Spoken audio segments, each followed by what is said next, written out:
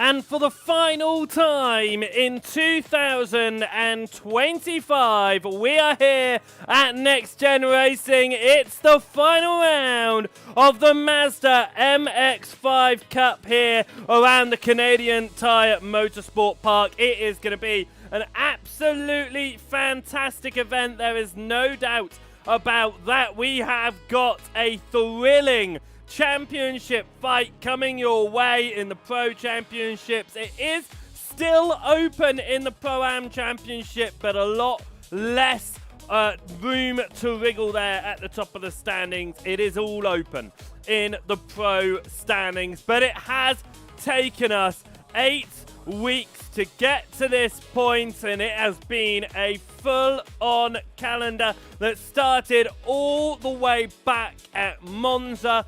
3 safety cars, a red flag. It was hectic, but the drivers soon found their rhythm in a wet Brands Hatch where we saw some different tyre strategies make for some interesting racing. We then headed across to the dunes of Zandvoort where we saw a controversial incident for the race lead in the Pro Championships, and it was again an evening full of excellent racing. We then head across to the street circuits of Long Beach, and again great racing all evening long. It's where Isaac saw one of the worst starts to his evening with a visit down pit lane following accident under the safety car. We then went across to Aragon, and Isaac's championship went from bad to worse, caught out in a couple of incidents that meant he didn't get great points all that week. We then went across to Red Bull Ring, and Isaac came back at it along with Mikey Doble, and they scored some excellent points to push themselves towards the top of the championship. Last week at Thruxton, though, that was a falling point for both Mikey Doble and Kieran Sharp, both of them down and quite far on the fringes of the championship fight now. Better weekends for Isaac Doble and for Adam Delmont last week means that championship fight is just 1 point between the two of them. It is going to be a fantastic event here tonight, and like I said, we're here for the final round of asking, and if you haven't caught up with the rest of the championship, this is how the evening ahead of us is going to unfold. Drivers finishing off their practice session now. They've got about quarter of an hour left to go. We'll then go out for qualifying. That'll be 15 minutes long, open qualifying, which means drivers are going to be wanting to get used to each other out there, find the benefits of the drag and pull themselves down and around the MoSport circuit here. The races themselves then. Race number 1 is going to be set at about 15 minutes in length. Race number 2 is also going to be the same in length. However, the grid for race number 2 will find the top 15 from race number 1. It'll invert it, and that will be our grid going into the second race of the day. And for the final race of the day, it's the longest race of the evening, which is a great way to end the championship. It's going to be about 25 minutes of racing action, and that is going to see the whole of the field, reversed and inverted for the grid as long as drivers are no more than 1 lap down. That is how the inverted grids play out here, and it's going to be another dry evening of racing, albeit a very, very chilly one out there. It has been quite cloudy over the last few weeks. We've seen rain at Thruxton, albeit just a bit of it. We saw a lot of rain, obviously, back at Brands Hatch as well. So it's been a relatively dry season, but not the sunniest. It is very, very cloudy out there right now.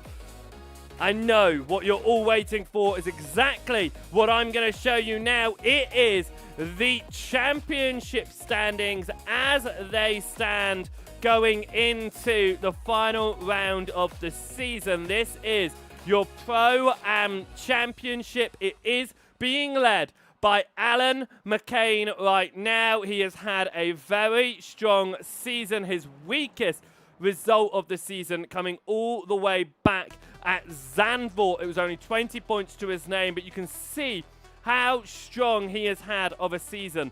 Phil McDougall is currently second in the championship. Now, is a fair way off, 59 points behind, but if you see how many points Matthew Cheverton scored last week, well, it means the championship fight is still open, albeit it is going to be difficult for anyone to knock McCain off of that top spot by the end of the evening. Cheverton himself moved up and nicely into the top three there to Michael Clough.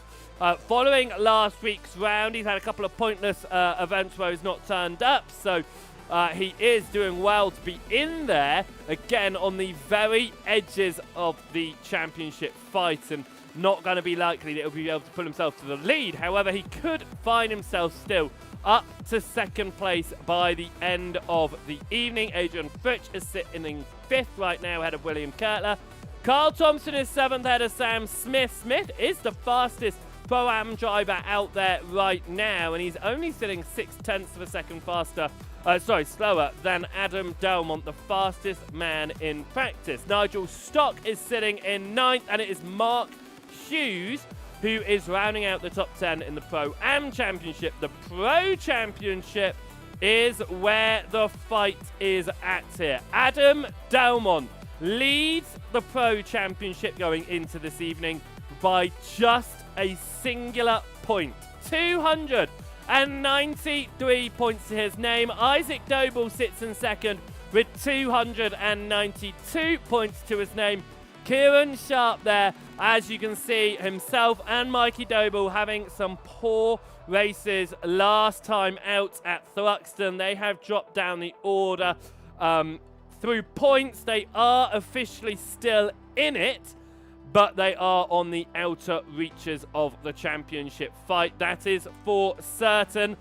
Jamie Doy, the first of the drivers who will not be able to win the championship tonight, he sits in fifth ahead of Craig Twardock. Andrew Pike had a great week last week, taking his first win of the season. He sits in seventh ahead of Nick Clibbins and Tom Davidson. And then Ben Ouches sits in 10th. Of course, it is important to talk about the championship fights as they stand, because it's been very, very close all season long, and the stats really, they don't show it full justice, I think, and especially for some of those other drivers. Talking about stats, last week alone in the Pro Championship, it was a new winner in every single race, and I think that's unbelievable. Yes, it's 7 weeks of racing. Okay, you've got 7 events, you've got new race winners, whoop-de-doo. However, actually, if you look at the number of races we've completed, we have completed, before last week, 18 races. That's 18 opportunities for drivers to take a win. And in the 19th, 20th, and 21st race of the season, we saw brand new race winners. Tom Davidson winning the first race of the evening. Jamie Dory winning the second race. And Andrew Pike winning the third and final race of last week. Will we see new race winners tonight, or are we going to see those championship duo of Adam Delmont and Isaac Doble find their way to the front once more? Looking at Doble's and Delmont's statistics here, Isaac Doble, he's only won 3 races so far this season. His first win was at Brands Hatch, round 2, the third and final race of the day. It then took him all the way until round 4, race number 2, to get his second win of the season. And then it took him all the way until round 6, race number 2, to get a third season. He seems to like even-numbered rounds. Round 2, round 4, round 6. Is he going to take another win tonight at round 8? There is certainly that opportunity. On the other hand, in the championship fight, only 3 wins for Isaac Doble, but it is so much more for Adam Delmont. Delmont has won 5 races so far this season. He won 1 in round number 1. He won 1 in round number 2. He didn't win at round 3, but he did win at round 4, and he won twice at round 5. But that is the last time we've seen Delmont take race victory. He didn't manage to win at the Red Bull Ring despite being very, very close to the front. He wasn't able to win at Thruxton, again, being relatively far up. But we've got to remember, race number 1, Delmont and Sharp came together. They went around before the final chicane, and Delmont had to recover from outside the top 20, and he managed to finish in the top 5 by the end of the result, by the end of that race, which is an absolutely incredible result. But across the whole evening, he was not able to take a victory. He's going to be hunting a 6th win tonight. He's going to need it with only that singular point in hand over Isaac Doble. Every single point is going to matter. And Jamie Dory is going to be updating the championship standings after every single race tonight so that we can keep up to date live on stream tonight of who is leading that championship fight and who is going to win both the Pro and the Pro-Am championships. Like I said, over in the Pro-Am championship, McCain is looking strong and healthy, but that Pro championship is completely up and open right now. If you are over watching in the any of the 3 streams over on Facebook, over on YouTube or over on Twitch, make sure you say hello, drop that like, that follow, that subscribe, whatever it is you do on each of those platforms to share the love. And over in the chat right now, it's a good evening to John over on the Twitch, and it is a good evening over to Barry over on the YouTube.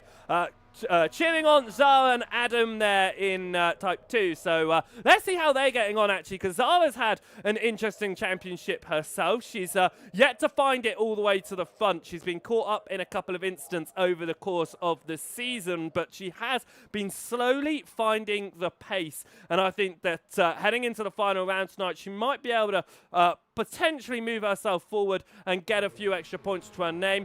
Adam, he's been doing quite well in the Pro Championship. Of course, he has taken 1 overall win this season. He crossed the line in 2nd in the race. It was the final race at Zandvoort, but due to a penalty for the race winner, he did get promoted into that race win for the final race of the day. So Wilson Weir has done an excellent job. And good evening once again to the Pikes, Roger and Angela, watching over on the YouTube as well. And let's see if Andrew Pike can do something again tonight. He took his first win of the season last week in the 3rd and final race of the day. He's been up there. He has been strong, notably one of his best performances coming at Long Beach. It wasn't able to go his way by the end of the evening, but he did have some really strong pace there. So let's see how he goes around here at the MoSport circuit. We've got just a few minutes left of practice, and as we were going through all of those stats there, I think it's important to cover all of our race winners that have managed to come across the line overall and in class at some point this season. And thinking all the way back to Brands Hatch, we had Delmont, Mikey Doble. Even though he's fallen off the slips of the championship, he is so close to almost getting there. He took that win all the way back at round number 1. But that being said, with Mikey Doble, he took his first win all the way back at round number 1. He didn't take his second win until round 6, where he took the double. Over in the Facebook chat as well, good evening to Lee Horn. Good luck tonight, sir, out on the track. And it's been interesting. Nick Clibbins, he's been strong all season long. He's only been able to get to the victory lane once. Ben Oucher, also looking extremely fast. He's only been able to manage to do that once. Sorry, Clibbins has done it twice, actually. He came back at round 5 after winning in the wet at Donington. I completely forgot he won once again at Aragon. So Clibbins showing that he did have that pace there, and he's able to get it behind him and move forward. Same with Oucher. Oucher was so close to taking a win, taking 2 wins at Thruxton last week, but he spun from the lead in one of those opportunities, and he just wasn't quite close enough in another one of those opportunities. And that's what's really important. It is the consistency. Yes, getting yourself to the front is crucial, but staying there is what really matters by the end of that race. And a lot of drivers can attest to that. We've seen a lot of drivers find their way towards the front, and it just all goes wrong for them once they're there. But where it all begins is qualifying. which is about to start in just a moment's time. Isaac Doble is the man with the most poles this season. He has taken 3 poles. Round 4, round 5, round 7. Adam Delmont only found his first pole position at Red Bull Ring a couple of rounds ago, and he wasn't able to convert that to a race win in any of the 3 races. Who's going to come out on top today? Is it going to be one of our championship contenders, or is someone else going to throw their hat into the mix and make it a bit interesting for us? Let's get down onto the track and find out, because practice is coming to a close within just a minute here, and we will be seeing the drivers in action under their fastest speed possible, which in these Mazdas isn't that fast. However, teammates, as you can see on the screen there, working together all season long in qualifying to find that extra bit of pace. There has been a number of points in which we've seen drivers from separate teams, drivers such as rivals, come together to support each other in getting that toe. Now, I think it is highly unlikely we will see Adam Delmont and Isaac Doble working together in the qualifying session tonight. Adam Delmont was the fastest man in that practice session. He managed to do that by 0.4 of a second. Adam Wilson-Weir is trying to put his hat into the mix there. He's only 0.14 of a second behind Isaac Doble at the end of this practice session. And I don't normally do this, but I think we are going to have a look at it now. This is the top 10 from the practice session, and I think it's important to have a look at this before we go into the final qualifying of the season, because these could influence drivers thinking how fast they are there. Championship contenders Adam Delmont, Isaac Doble, they are at the very top of the standings in the practice session. Jamie Dory is on the outer reaches. He's down in 5th. He's the first driver that is not able to win the championship here tonight. Mikey Doble, on the other hand, points-wise, could do it. Kieran Sharp, points-wise, they are both mathematically in the championship here. It's going to be interesting to see how they convert these strong practice results, especially there from the number 37 of Adam Delmont, and put it down into qualifying and see what they're able to do. And as you can see in the bottom end of the screen there, drivers now heading out for their first laps in qualifying. In fact, they're going out on their out laps, of course, and we're going to have a catch up on them as they come around and head up now. I've got to get my track map out because MoSport is a new circuit for me to be commentating on, and I've driven it a number of times, but corner names, corner numbers, certainly not. We're on the back straight then. Here, known as the Mario Andretti straightaway. Mario Andretti, an absolute legend in both IndyCar and Formula One, of course. And we head up now towards turn number 8, somehow along this straight. It's called a straightaway, there's 2 turns in it. I don't get it. Anyway, we're up towards turn number 8. We are watching Adam Wilson-Weir here. He was the driver just behind the 2 championship contenders in practice. Is he able to do something here in the Type 2 racing machine, the number 4 machine that has seen victory lane once so far this season? 15 minutes was on the clock when they headed out of pit lane, and we head now across the timing line, and we are going to run on board with Adam Wilson-Weir as he goes through turn number 1. Having to lift off slightly there and just take it slightly easier. The throttle and the braking inputs on the bottom aren't always accurate, but we'll hope that they are relatively for us. Pushing it wide then through 2A there, and now into Quebec corner. A driver off wide, but he is diving out of the way, making sure he's not hindering anyone on their qualifying laps. Now, Wilson-Weir is getting a distant tow here from, I believe that might be Lee Horn ahead. So, is getting a good slipstream. Not right up to the rear end either, which means that he's not going to be getting held up through the corners as he went through turn 5 there, which apparently is 3 turns. Just name it 5, 6, 7. Why is it 5A, 5B, 5C? Do you know what? I'm going to start ignoring truck numbers like turn numbers on tracks. I'm going to start giving them my own. Who's with me? Shall I just start making up random numbers? Okay, we're coming up towards turn 463, because why not? And pushing out to the outside there. Comes across to the right. A flash of brakes from the driver ahead. Wilson Weir gets through, just lifting off there. Now heavy onto the brakes for turn number 9, and up to White's corner here. Turn 10. It's a longer lap time. It's not a lot of corners, of course. And then we come across the timing line. Delmont goes fastest. Sharp goes second fastest. Horn is in fourth. Wilson Weir boots him. Ben Oucher wanting to get into the mix of this championship right now and put himself towards the front if he can. Delmont will be looking at improving. In fact, he is chasing down. Well, I say chasing down.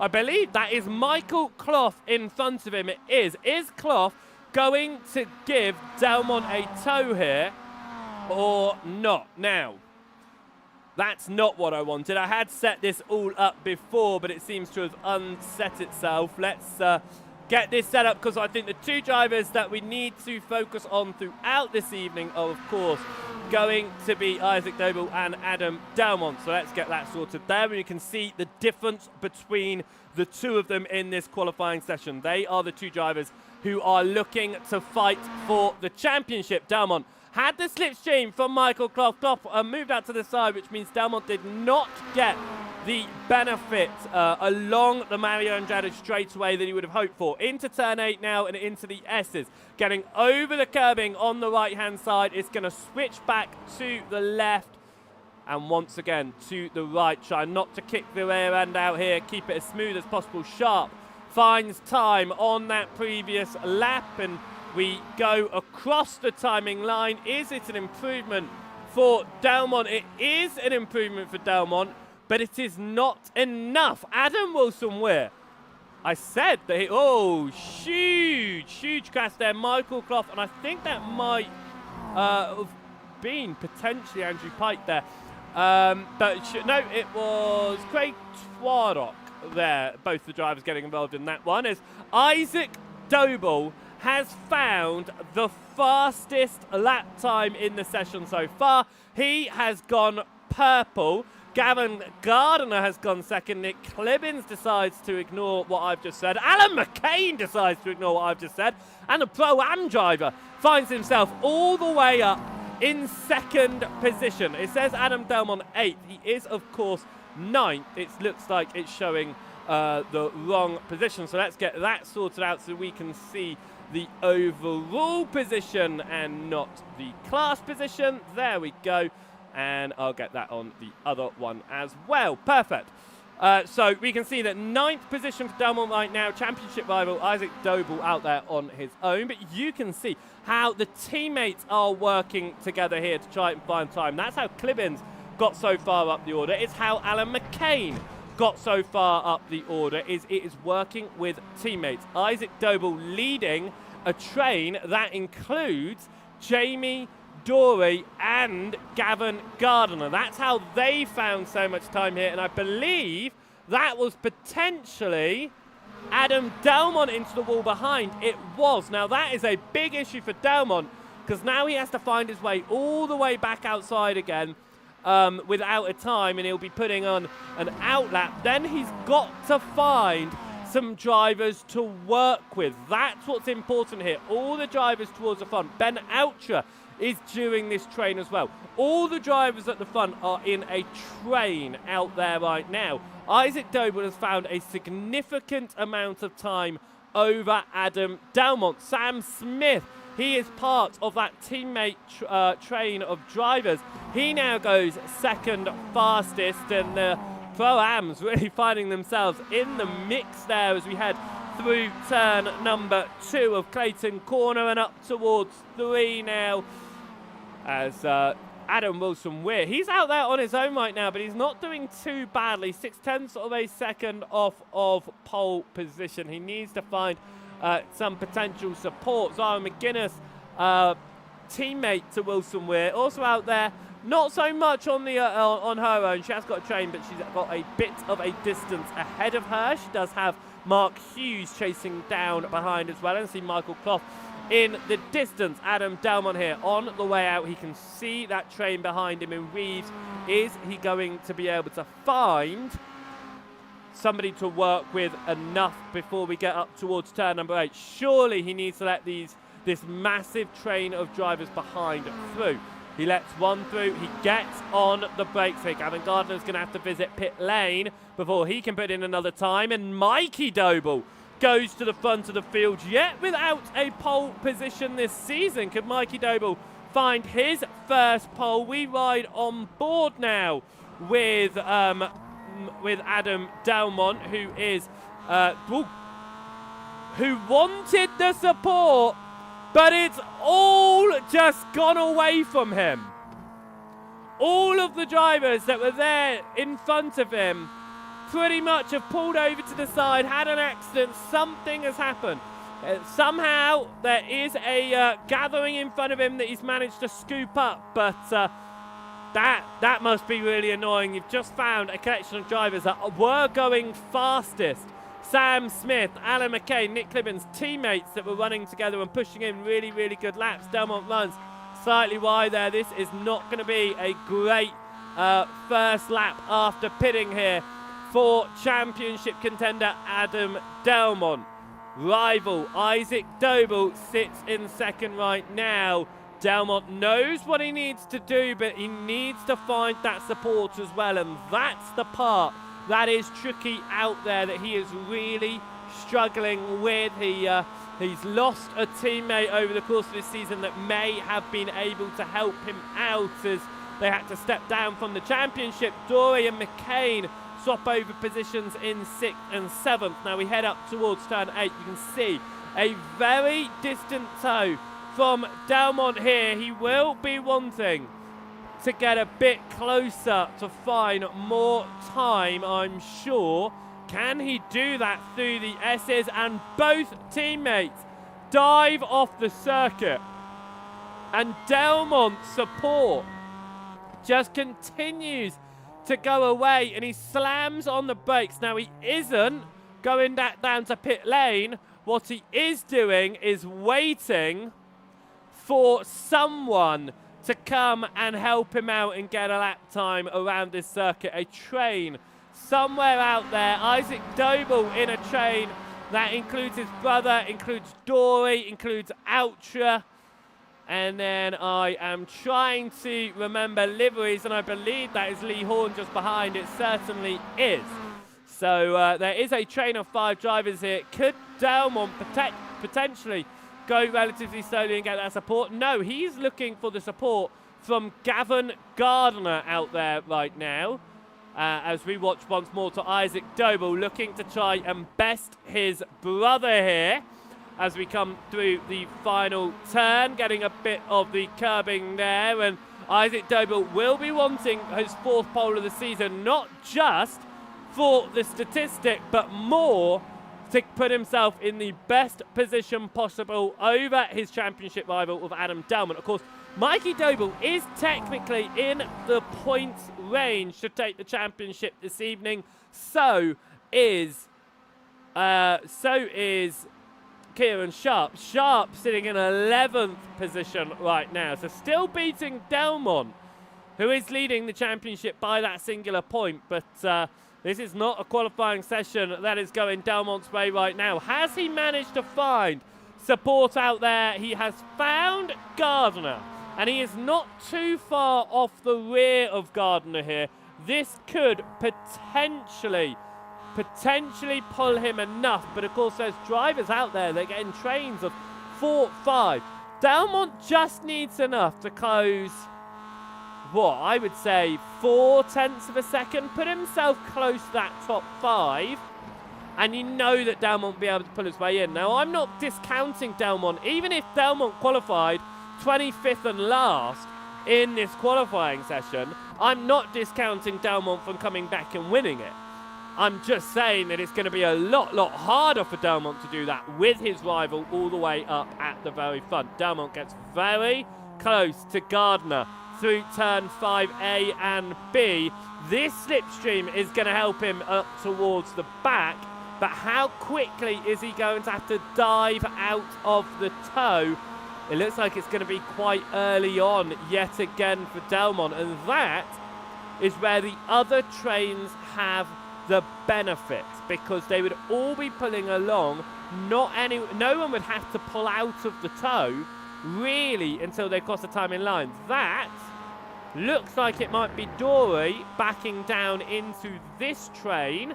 A big slide from Delmont though, through turn number 9 into 10. He is unsettled, but he will come on to his final qualifying lap now. Delmont on his last lap, half a second slower. He's got no one in front of him. If he backs out now, he will not get another lap in, so he is going to have to just keep on pushing around here right now. But Isaac Doble does have that train of drivers. He sits at the back of it. Lehorn moves to the left. Will Mikey get out of Isaac's way as well? Of course, Mikey is potentially in with the championship, but the teammates, the brothers, they've been supporting each other. Mikey dives out the way before turn 8. Could this be a pole position lap time for Isaac Doble? He's going to come up to his white flag lap here in qualifying. Pushes it hard through 9 into turn 10 now. Can we see an improvement on the 31.535 from Mikey? It's a 31.841. It is a slow lap, even with all of the support there. And now he's at the front of this train. I don't believe Isaac Doble will be besting his brother for pole position here. Adam Delmont is getting the push from behind. It looks like he has backed out of it, actually, because he sees those drivers in front of him. This is a risk. Will he get enough time to put in one more qualifying lap? I don't think so. 5 seconds on the board. So what could have been for Delmont will not be. And he dives down pit lane. And championship contender Adam Delmont is in 12th position. Kieran Sharp, he's on the far reaches of the championship fight, but he's just placed it on provisional pole position ahead of Doble. And for Kieran Sharp, it will be a first pole of the season, snatching that away from Mikey Doble at the very end. Alan McCain here. He is leading the Pro-Am Championship. This is second in class. It'd be a strong result, but will he want to come home with more victories in hand? I'm sure he will. Across the line. Not an improvement on that one from Alan McCain, but what a qualifying session it was for so many of the drivers. And it was Kieran Sharp who came out on top of them all at the end of that one. Kieran Sharp will be starting race number 1 of the evening from pole position tonight. The front row of the grid alongside Mikey Doble. It has been a great championship fight as Twadok finds time towards the end there, and Adam Delmont drops to 13th place in this qualifying session. It has not gone the way that I think anyone would have expected for championship leader Adam Delmont, especially as the other 3 drivers, all within points contention of the Pro Championship, are first, second and third. And if you are just joining us here at the end of this qualifying session, these are how the Pro Championship points look going in to the first race of the evening. Adam Delmont, 13th in qualifying. He's leading that championship by just a single point over Isaac Doble. And like I say, Sharp and Mikey Doble are on the outer reaches, but by certainly no means out of the championship. And that pole, the first pole of the season for Kieran Sharp, is exactly what he needed. We are going to get the grid then for the first race of the day, and it is going to be Kieran Sharp out there on pole position for the first time this season. Mikey Doble will start alongside, with that pole being snatched at the very last moment of asking. Isaac Doble will start on the second row of the grid alongside Sam Smith. Great job from the Pro-Am driver working with his teammates to get himself up the order. Ben Oucher will start on the third row of the grid alongside Gavin Gardner. Craig Twardock and Lee Horner on the fourth row ahead of Jamie Dory and Alan McCain. The sixth row of the grid goes to Nick Clibbins and Adam Wilson-Weir. The seventh row will see leading championship driver Adam Delmont sitting alongside Andrew Pike, who took his first win last week. William Kirtler will sit in 15th on the grid ahead of Matthew Cheverton. The 9th row of the grid will go to Nigel Stock and Adrian Fritsch. And the 10th row is going the way of Michael Clough and Mark Hughes. 21st will be Zara McGuinness ahead of Andy Outhouse. Then it's Carl Thompson and Matt Gatter. And at the back of the field will be Harry Gaylor, starting in 25th position on the 13th row. It did not go the way at all that Adam Delmont would have been hoping for, but the drivers are preparing themselves for the first race of the day.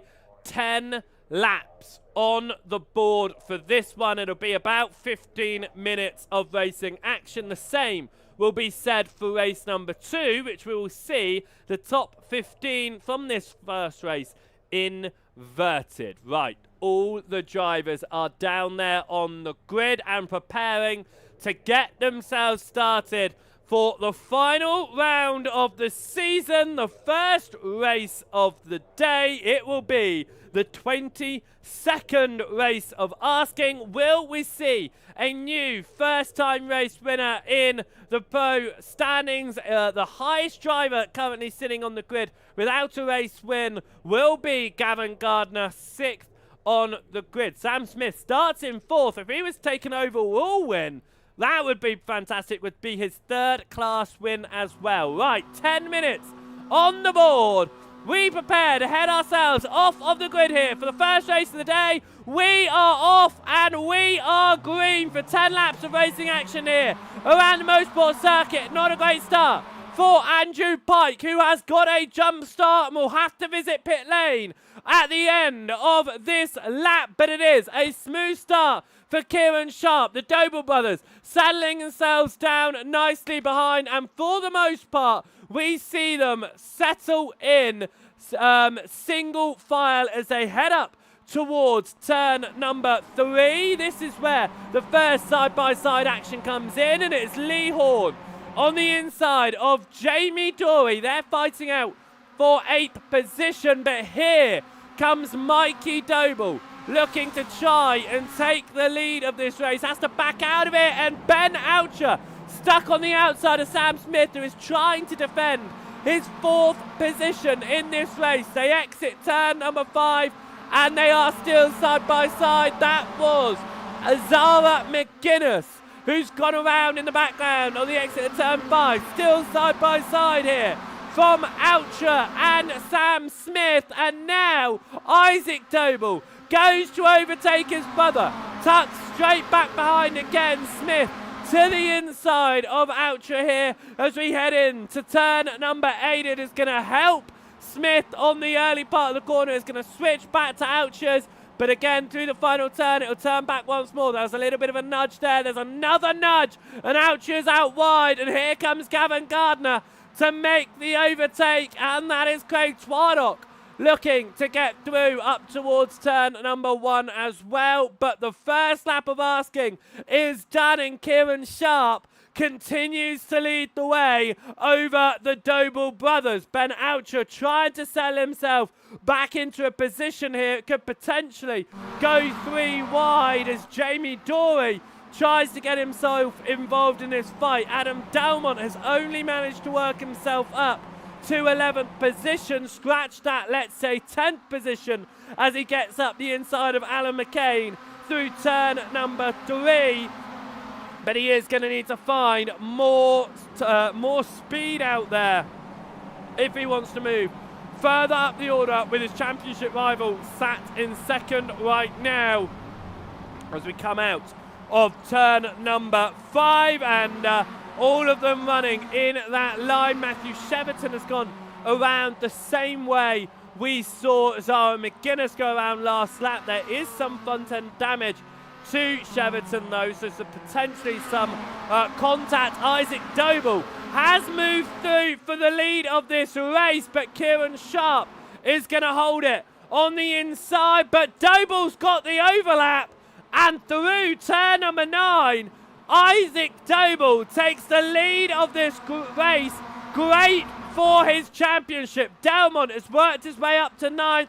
Kieran Sharp down a 2nd, and Andrew Pike has now jumped down pit lane to serve his penalty. Sam Smith has held on to 4th in this race and has gone purple on the 2nd lap of asking, which is brilliant for the Pro-Am race leader. Up towards turn number 3 now, and Mikey Doble is looking to dispatch Kieran Sharp, especially as Mikey Doble and Kieran Sharp could potentially change around championship points depending on how the races go. So Mikey will be wanting to make that overtake now as he head in towards turn number 5, getting onto the brakes there and away out of turn number 5. Again, all single file, looking for the support from the drivers in front of them and the drivers behind them. A bit of a gap opening up between Kieran Sharp and Mikey Doble there, as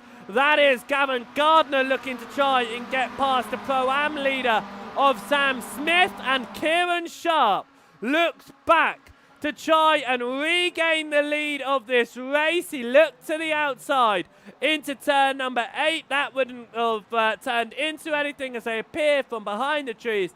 They are once again single file for now as we go on to the 4th lap of the evening. Let's jump back and have a look at Adam Delmont, because he is very much in this train of drivers, currently behind Jamie Dory, as Delmont takes the purple lap with him, as well as that is Gardner. No, that's Oucher looking to get past Twadok on the exit of turn number 1. How is Delmont going to be able to dispatch the drivers in front of him here? Because he's going to want to move up the order if he potentially can, so that he can get back up to championship rival Isaac Doble. He looks to the inside here. Well, it's the outside of turn number 3, but it will turn to the inside. He does have his wheel in. Will Delmont fight him hard here as they go up towards turn number 5? Sorry, Dory fight Delmont hard. Yes, he is trying his hardest to keep it on that inside line. They give each other enough room here. Delmont is going to get the speed on the exit, and he is going to get the overlap here. Adam Delmont past Jamie Dory. Is he able to tuck back in to the Sipshima drivers in front? No, he isn't. Therefore, Dory is now getting that support up towards the end of the lap, as again here goes Sharp to the lead, but it could potentially turn into Mikey Doble looking to his inside. They are side by side, and it is going to be Kieran Sharp through turn 8. Sharp returns to the lead of this race. Great news for Delmont, as Kieran Sharp leads the 4th lap of asking, ahead of Isaac and Mikey Doble. Sam Smith is still on the outer reaches here. Could take an overall race win if he sticks it there, but he's been doing so nicely.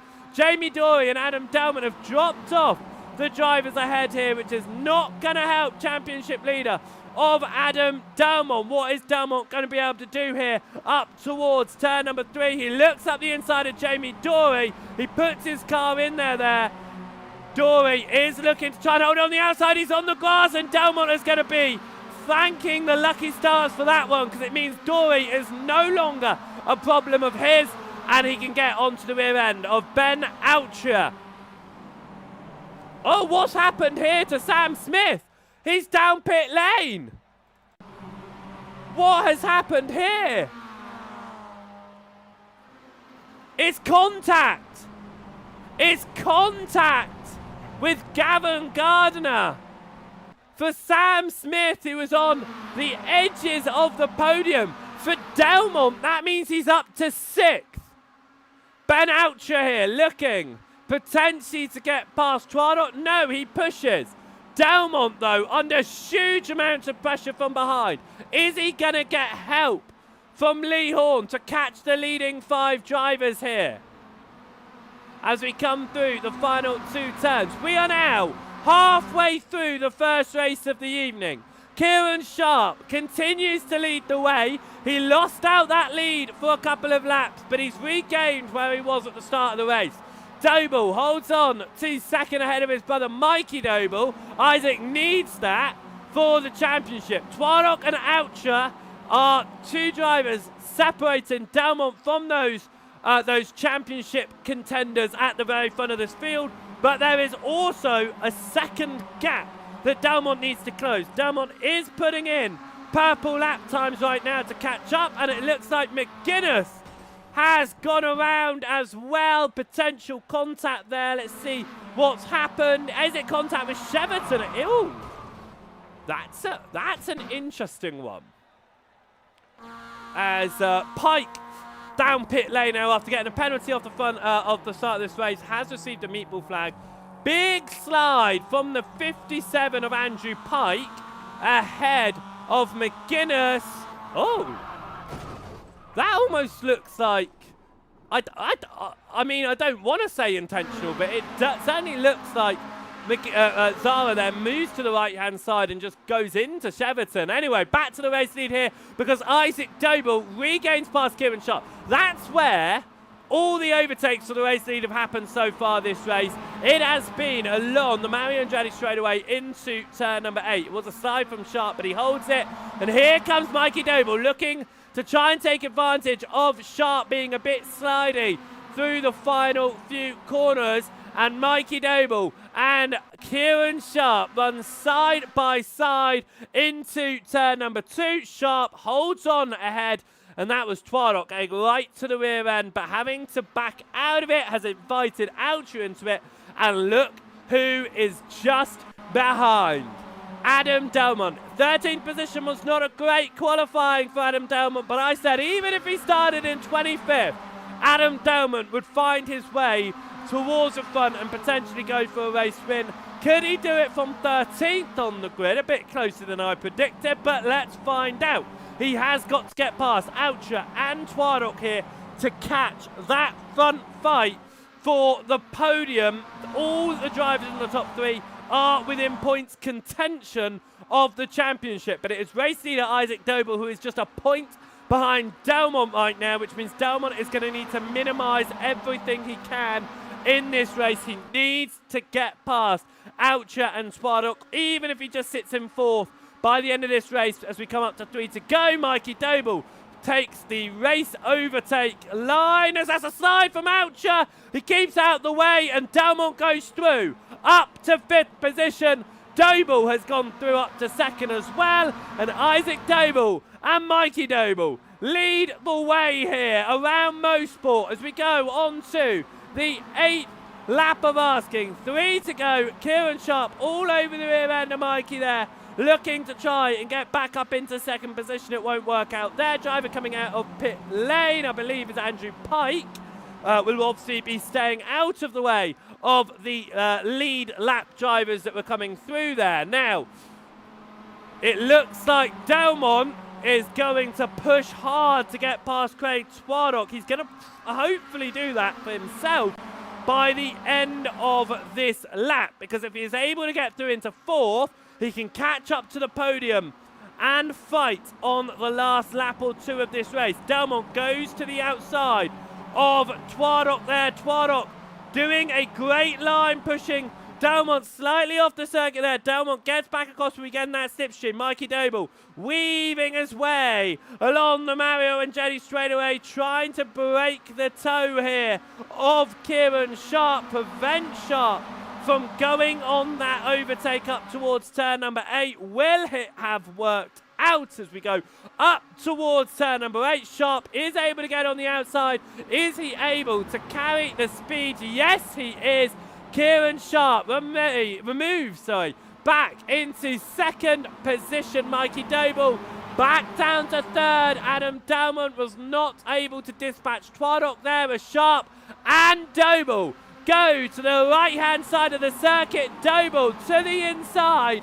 They are side by side for second position, but Kieran Sharp holds it right now. This is the view from Adam Delmont as here comes Twardock to go up the inside of Mikey Doble. Delmont is going to try and follow through. No, he backs out of it. Knows the inside line's going to be quicker.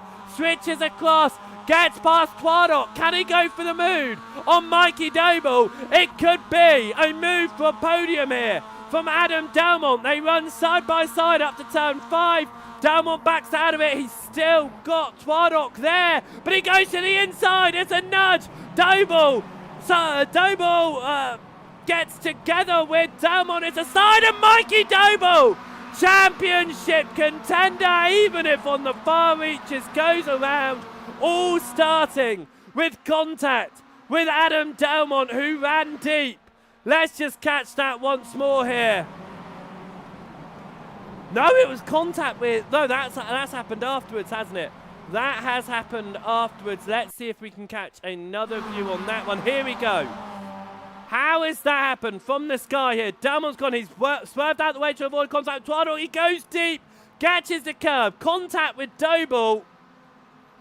And then it's just a whole checkered thing behind, isn't it? That is a late dive from Delmont, though. Is a very late dive from Adam Delmont. We go on to the white flag lap. Delmont in 5th, but it is Isaac Doble leading. Can Kieran Sharp find his way through here with this result as well? Mikey Doble will no longer be in points contention for the championship. You can count him out. I'll have to work it out for Kieran Sharp at the end of this race. If he's able to take the win here, potentially could still be within points championship contention, but he does need poor results from Doble and Delmont moving forwards. Right, we go up towards turn number 5. In the battle for the race lead, can Delmont dispatch Dorian Twardock to the end of this one? Sharp all over the rear of Isaac Doble here as we head along the Mario Andretti straightaway for the final time of asking in race number 1. Kieran Sharp pushing behind here. Is he going to go to the outside? That has been the overtake for the lead every time so far. This could work out well for Sharp. You can carry the speed on the outside. Sharp and Doble run side by side. It's a fight for the lead into turn number 8. Through turn 9 into 10, but Isaac Doble holds it. Isaac Doble is going to drag race to the line, but take the win. It's a drag race to the line behind, and Delmont just misses out. No, he doesn't. He gets it to Dory. Adam Delmont will take 4th position. Every point needed in this one. Every single point. Let's have a look then with drivers coming across the line at the final results in that one. Not the race that Mikey Doble would have wanted, but a win for Isaac Doble and what will be a 4th win of the season. And Alan McCain is going to confirm his championship in race number 1 of the evening with his 4th class win. Alan McCain is your Pro-Am champion this season, but the Pro Championship is still open going into the next 2 races. Right, it's time to have a look at the race results from the first race of the evening, and a win from championship contender Isaac Doble. Kieran Sharp came home 300ths of a second behind in 2nd place. Craig Twardock held on to 3rd, just ahead of Delmont, who beat out Dory to the line. Outra came home 6th, ahead of Lee Horn. Alan McCain won in class, came home 8th overall, ahead of Nick Clibbins and Gavin Gardner. We then saw William Kirtler in 11th, ahead of Adrian Fritsch. Adam Wilson-Weir came home 12th, ahead of Carl Thompson. Sorry, Adrian Fitz came home 12th. Adam Wilson-Weir came home 13th out of Carl Thompson. Then it was Nigel Stocking, Harry Gaylor.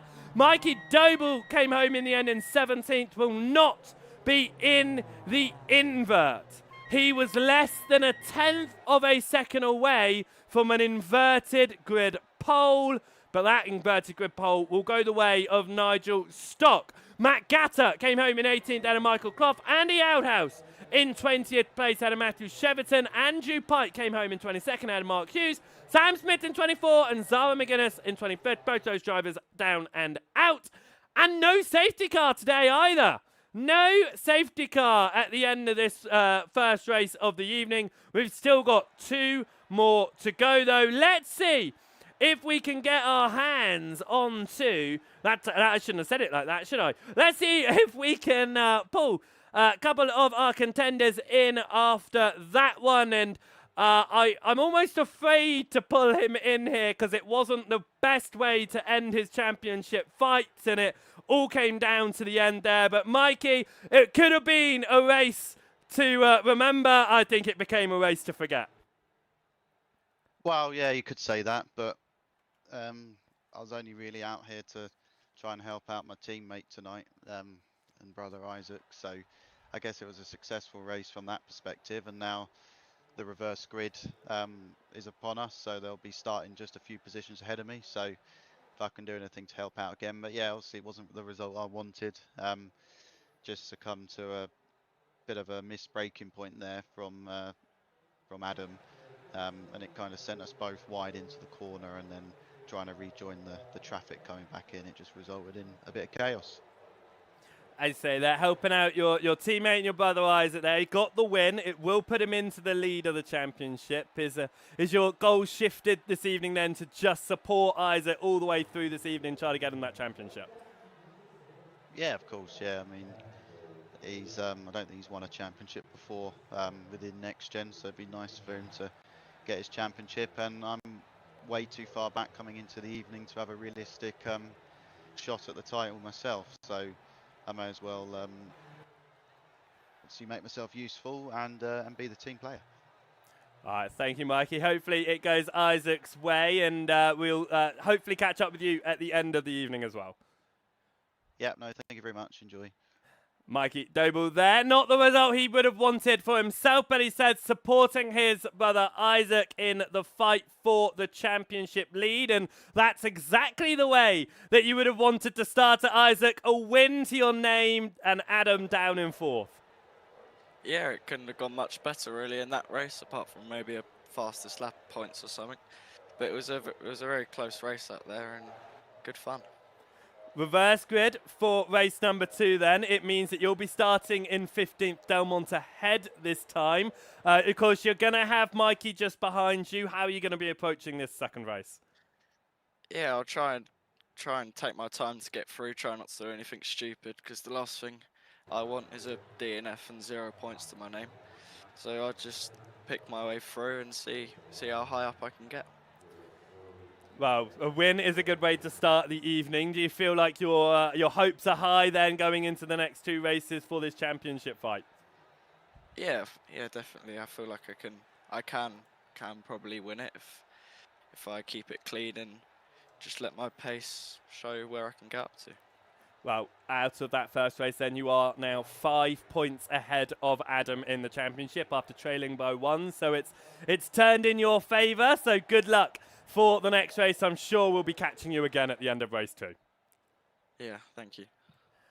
Isaac Doble there, coming home for the victory. And the last driver that we are going to talk to after race number 1, of course, is going to be the man who qualified all the way down in 13th position. It almost wasn't your race to be, but you were covered up into a top 5 result with a couple of incidents on the way. But it does mean that you are only trailing Isaac by 5 points going into race number 2.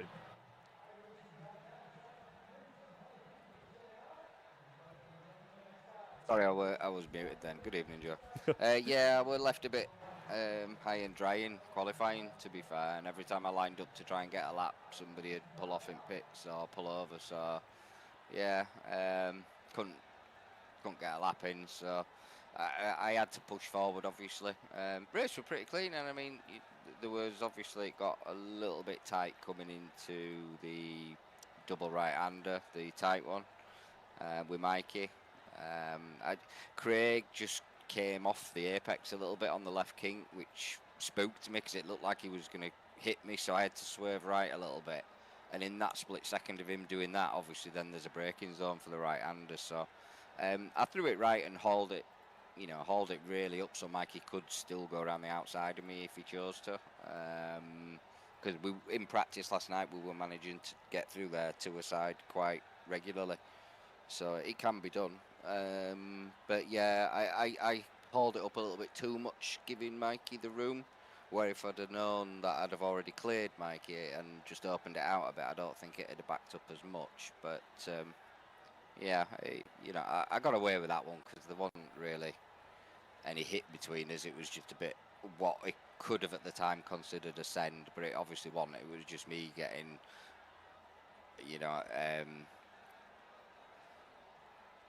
confused with what somebody else were doing and made me just narrowly miss my braking point to have followed Mikey in, because the plan was to follow him in, but that split second changed all that, and it was a case of right, I've got to go right, otherwise I'm going to hit him. Well, race number 2 then, you will be starting ahead of Isaac with the reversed grid.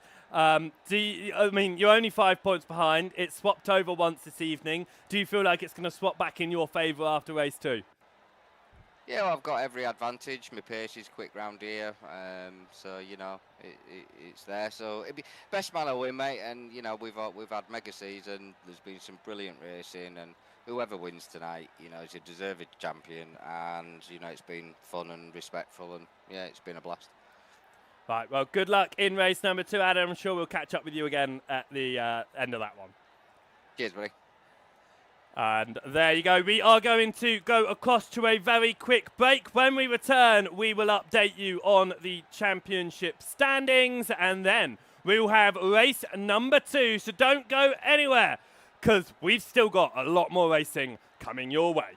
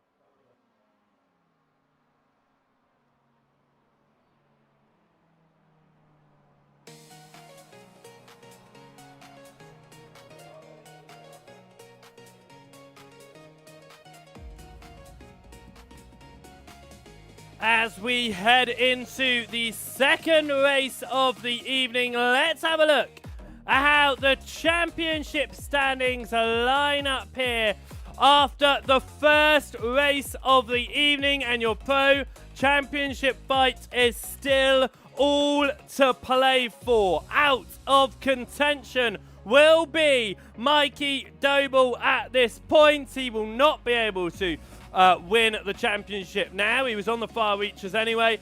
Kieran Sharp mathematically is still there. He has closed up to Delmont and to Doble. However, it is not going to be enough right now to take that championship. The championship itself has gone the way of Isaac Doble after the first of 3 races tonight. He now leads by 5 points, and you can hear in the voices the optimism of Isaac Doble. It wasn't quite the same for Adam Delmont, but he knows he is in a strong position for race 2. He says his advantage is in his hand. He's got good pace here, and he's starting ahead down there on the field. Across in the Pro-Am Championship, as I said, Alan McCain, with that win there in the first race of the day, has now taken the Pro-Am Championship. So well done to Alan McCain, who isn't around for me to pull in, and that's why I wasn't able to have a chat with Alan McCain at the end of race number 1, but it is a championship victory for McCain in the Pro-Am standings. That Pro standings, though, still very much open and up for grabs here as we head into the second race of the evening. The top 15 are going to be inverted here, which means that drivers are going to have to find their way from down the order. Now, Delmont's already done that once tonight. He started race number 1 on 13th on the grid and moved his way all the way up to a top 5 result. Now, if you're watching either on the Facebook, the YouTube, or the Twitch, make sure you hit the follow, the subscribe, the like, the share, whatever buttons there are, click them, because we want to make sure that you are showing your love for us, and we are also sharing these amazing broadcasts for more people to come in and watch as well. The racing tonight has been just as amazing as it has been all season long, and just because this is the last Next Gen event of the year does not mean there isn't huge stuff on the horizon. Of course, more leagues coming our way in 2026 as well, so make sure you are getting subscribed and followed and liked and all that stuff so you're notified when Next Gen go live and you can see all of the amazing racing that there is to offer. Drivers then are about to head down onto the grid for the second race of the day. It's the same length as race 1, so 10 more laps coming your way. The top 15 inverted. Race number 3 is going to be coming after that.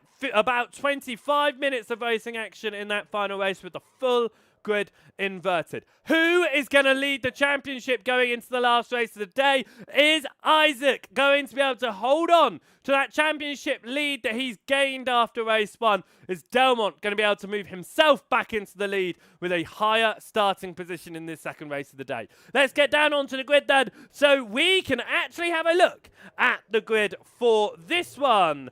So it is going to be starting on pole position this time. Nigel Stock will start on the very front of the grid. Alongside him will be Carl Thompson. The second row of the grid is going to go the way of previous race winner Adam Wilson-Weir.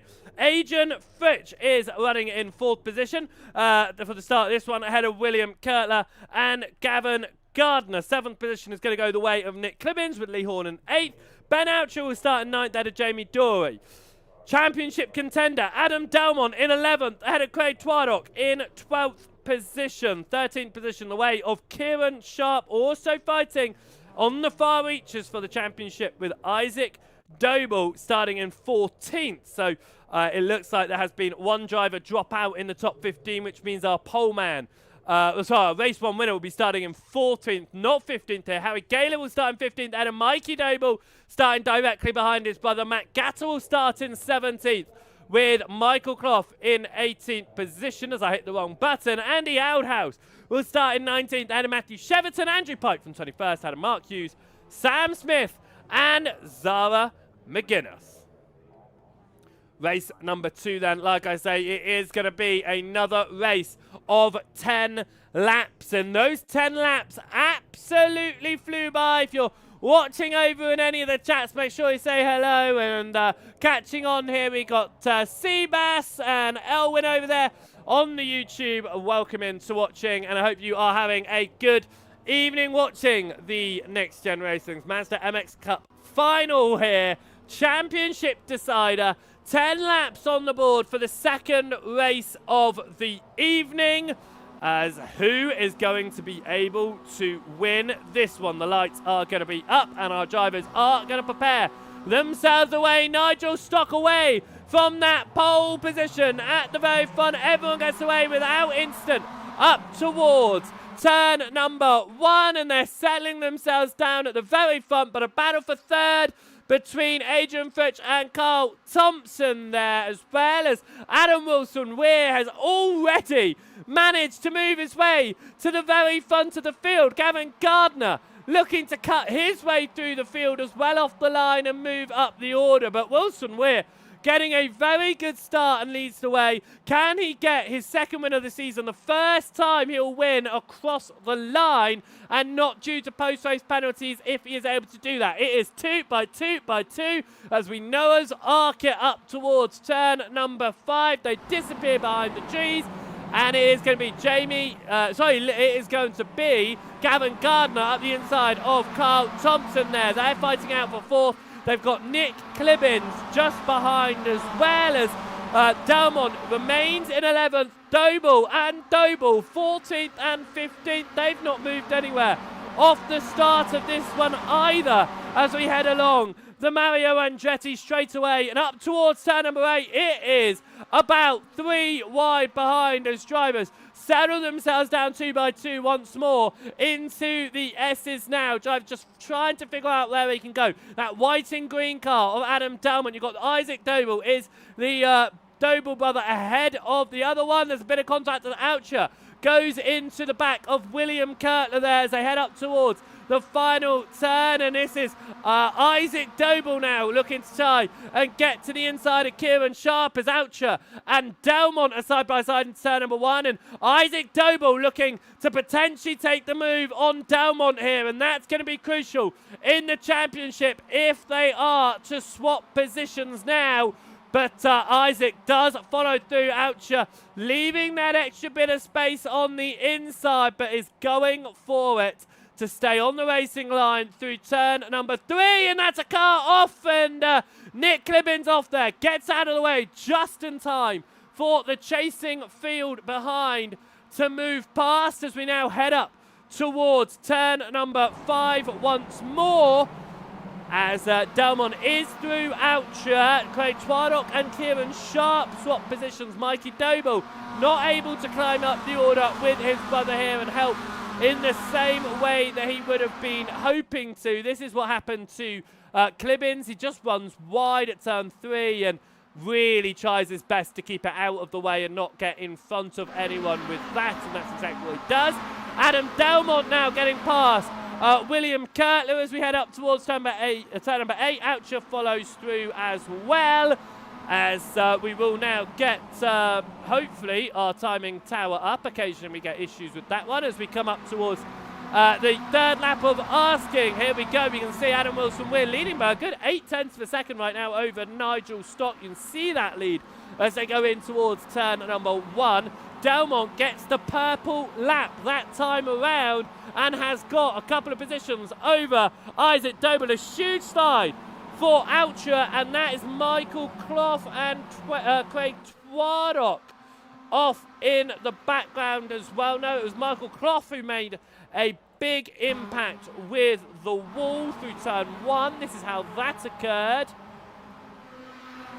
Just lost it on the rear end over the grass by the looks of it, and a big slam into the wall for him. Right, back up towards that fight at the front line, and it is side by side once more. Gavin Gardner up the inside of Carl Thompson. Lee Horn tries to follow through as Thompson gets his way back out onto the circuit. Horn is side by side getting pushed by Delmont and Dory here. Dory still looking to try and get through and get up, as well as championship contender Delmont Isaac Doble is looking to get past William Kurtler behind. Looks like he's managed to do that, and Delmont has dispatched Thompson as well. So Doble has made his way past Thompson, but has made his way past Kurtler, sorry, but still needs his way past Thompson to catch up to Adam Delmont. Into the final couple of turns now, as drivers are all moving back up the order. Delmont right now 2 positions greater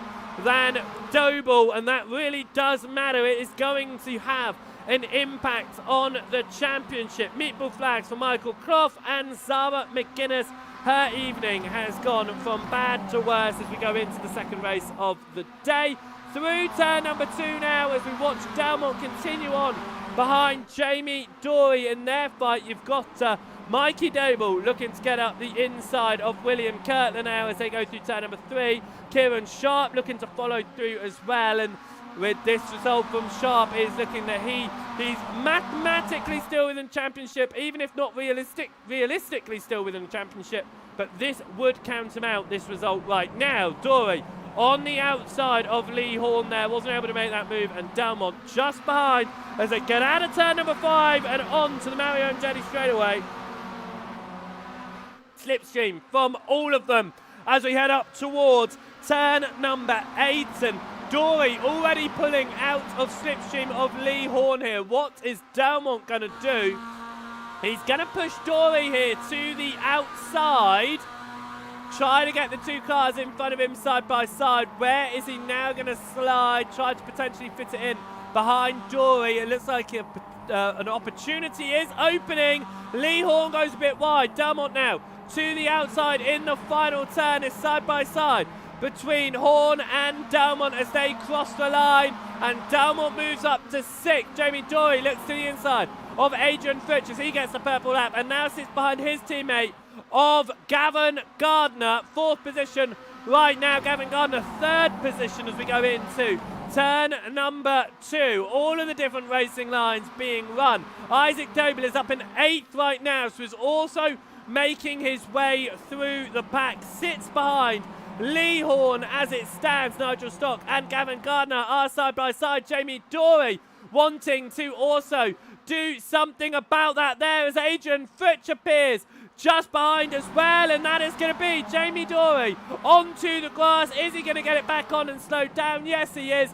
Doesn't get in to Isaac Doble, which was a potential of happening there, and Doble now up to 7th, looking to get past Lee Horn up into 6th position as well, and it will be Adam Delmont, the driver, directly in front of him if he is able to get past Horn, as Dory is pushing Doble here up towards turn number 8. Isaac Doble sits directly behind championship rival now of Adam Delmont, side by side between Fritsch and Stock as they fight it out for the Pro-Am race lead. It's the inside to Fritsch. Will he be able to stick it there or through the final turn? No, it swaps back to Stocks, but Stock goes around, tagged by Delmont, but there was nowhere that Adam Delmont could have gone with that one, but because of the contact, it has dropped Adam Delmont behind Isaac Doble, who is now side by side with Jamie Dory.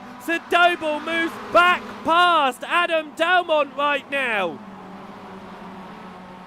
but Dory holds them both behind. There's contact in the background. That was Mikey Doble shoving Carl Thompson off the racing surface as they came through turn number 2. Dory holding the championship contenders behind him right now. Fritsch currently leading class in Pro-Ams. If he's able to do this, he's got a huge amount of cars between himself and the next Pro-Ams. It would be his first class win of the season. Adam Delmont chasing down Isaac Doble now. He really needs to get past, even if he only finishes the 1 position ahead of Isaac here. He really needs to make this overtake work. before the end of this race and move past what is now the championship leader with just 1.5 races remaining in this season. We head up towards turn number 8. How defensive is Delmont and Fritsch going to go? Of course, Doble and Delmont are fighting out for the championship here. Doesn't mean Dory has to let them through. It doesn't mean Fritsch has to let them through. The drivers are running together here as well, so you'll only see anything sort of just make it a bit easier if one has gone through. They'll both go through. Delmont looked to the outside of Doble there. Wasn't able to turn into an overtake. Switches back across. It'll be the outside of turn 2. If he could keep it there, it turns to the inside of 3. He backs out, goes for the speed on the exit rather than try to hang it around the outside there. It's side by side between Dory and Fritsch up ahead again. And that's a slam on the brakes from Fritsch. Delmont dies to the inside as Isaac had to slow down a bit extra with Fritsch there. Oucher pushes Doble on the inside. Dory finds his way to the inside as well as they appear through turn 5. Delmont's to the outside of Fritsch. Is Fritsch going to fight this hard here? Because Delmont is fighting for the championship. No, Fritsch lets him go. Delmont and Doble, they are fighting it out hard here as they continue to come around. As I'm trying to get the intervals between you, there you go. It is 0.3 of a second. Delmont following behind here as he sees Isaac Doble go up the inside of Jamie Dory for 3rd position. Dory is going to stay on the inside of Delmont. How is this going to work out? A slide from behind from Oucher. Was he collected there? I don't think he was, no. But here comes Delmont. Dory allowed Delmont through. Delmont out to the outside of Doble. Why does everyone start with a D? I'm getting so confused. As Jamie Dory is behind here. Under attack, Jamie Dory from Kieran Sharp. Dory looking to go back on Delmont, but I think that's just because he's trying to hold his position on Sharp here. Delmont looks to the inside of Isaac Doble. Couldn't quite make that inside line work there, but they're fighting it out. We've got 2.5 laps left to go. Delmont is going to desperately want the position over Isaac Doble here. He goes to the inside. It'll switch across to the outside into turn number 5. But they stay side by side through 5A. Still side by side through 5B. It's a slightly wider line from Delmont there, but no toe from anyone ahead. Means that these drivers are going to run side by side. Are either of them going to get the push behind? That is Mikey Doble now, looking to try and help out his brother. Jamie Dory pushes Isaac as well. Delmont stuck to the outside line here. As we come through, Delmont does hold on to 4th position behind Isaac Doble into the final turn. 2 more laps to go. The purple is currently going the way of Jamie Dory, so no bonus points on offer for the championship leaders right now. 2 laps to go. The fight between Wilson Weir and Gardner going on hard in front as Delmont goes to the outside of Doble again. Wilson Weir hunting down his 2nd win of the season. Gardner hunting down his 1st win of the season. We can see that fight happening out at front as we watch this fight for 3rd in the race. It's the fight for the championship. Doble leading Delmont right now as Adam Wilson Weir and Gavin Gardner go side by side. Wilson Weir holds it, and Delmont once again to the inside of Isaac Doble. Gets a good amount of overlap into 5A this time though. 5B once again goes the way of Isaac. Is Isaac going to get the push from Jamie Dory once more? He is, but has Delmont got the overlap? No, just about not.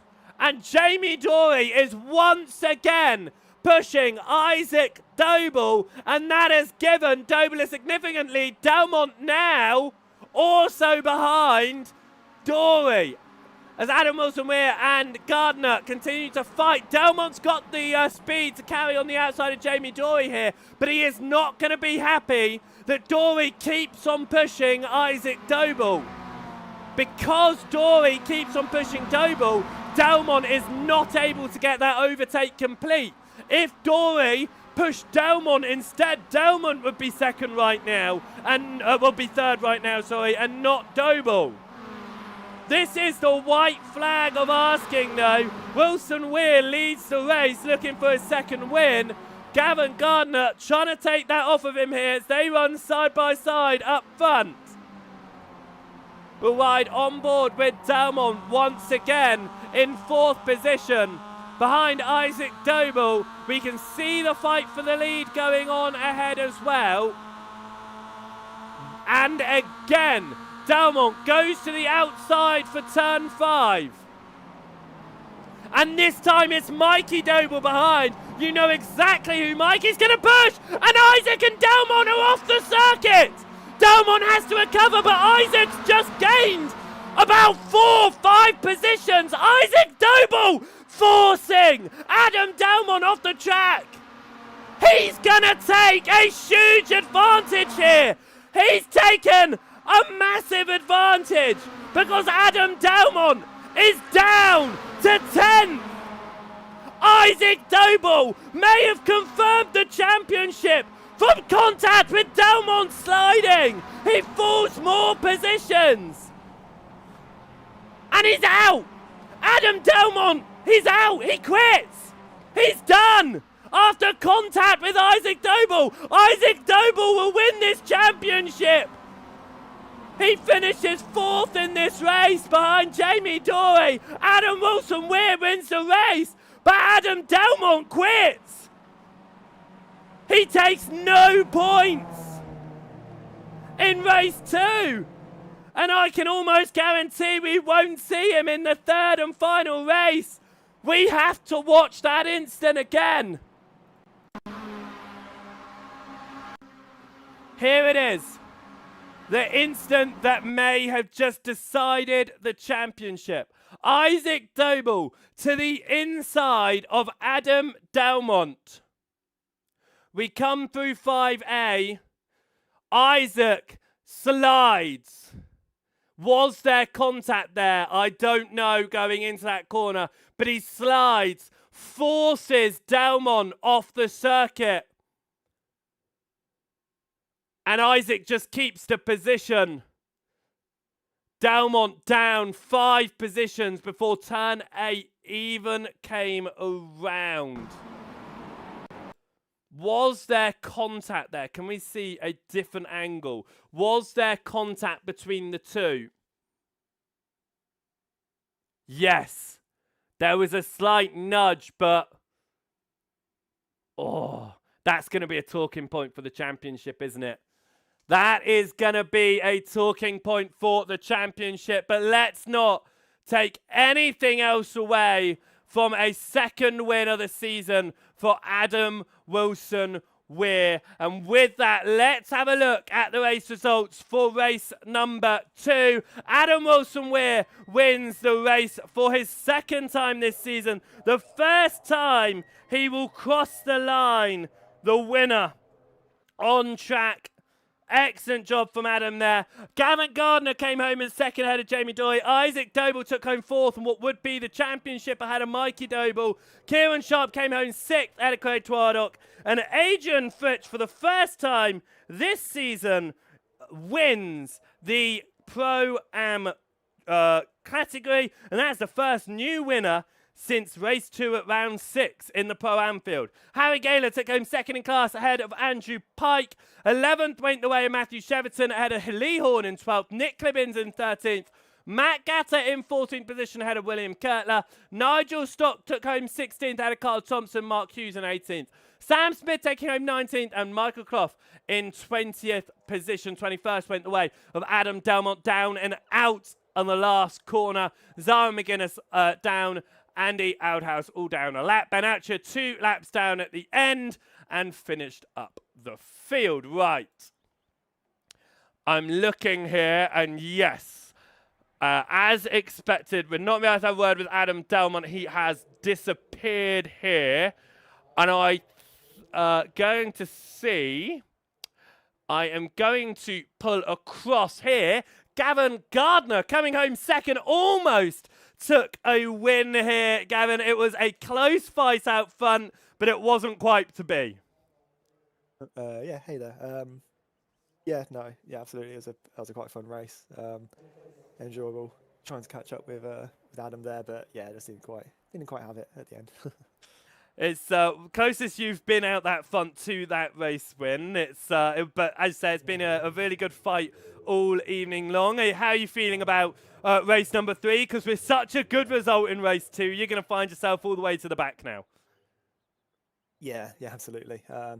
Yeah, I think just hope to have a bit of fun with this one. You know, I've been on and off with these cars all season, so yeah, it'd be nice to finish off with a good one and finish the third race, which has been a weakness of mine this season, admittedly.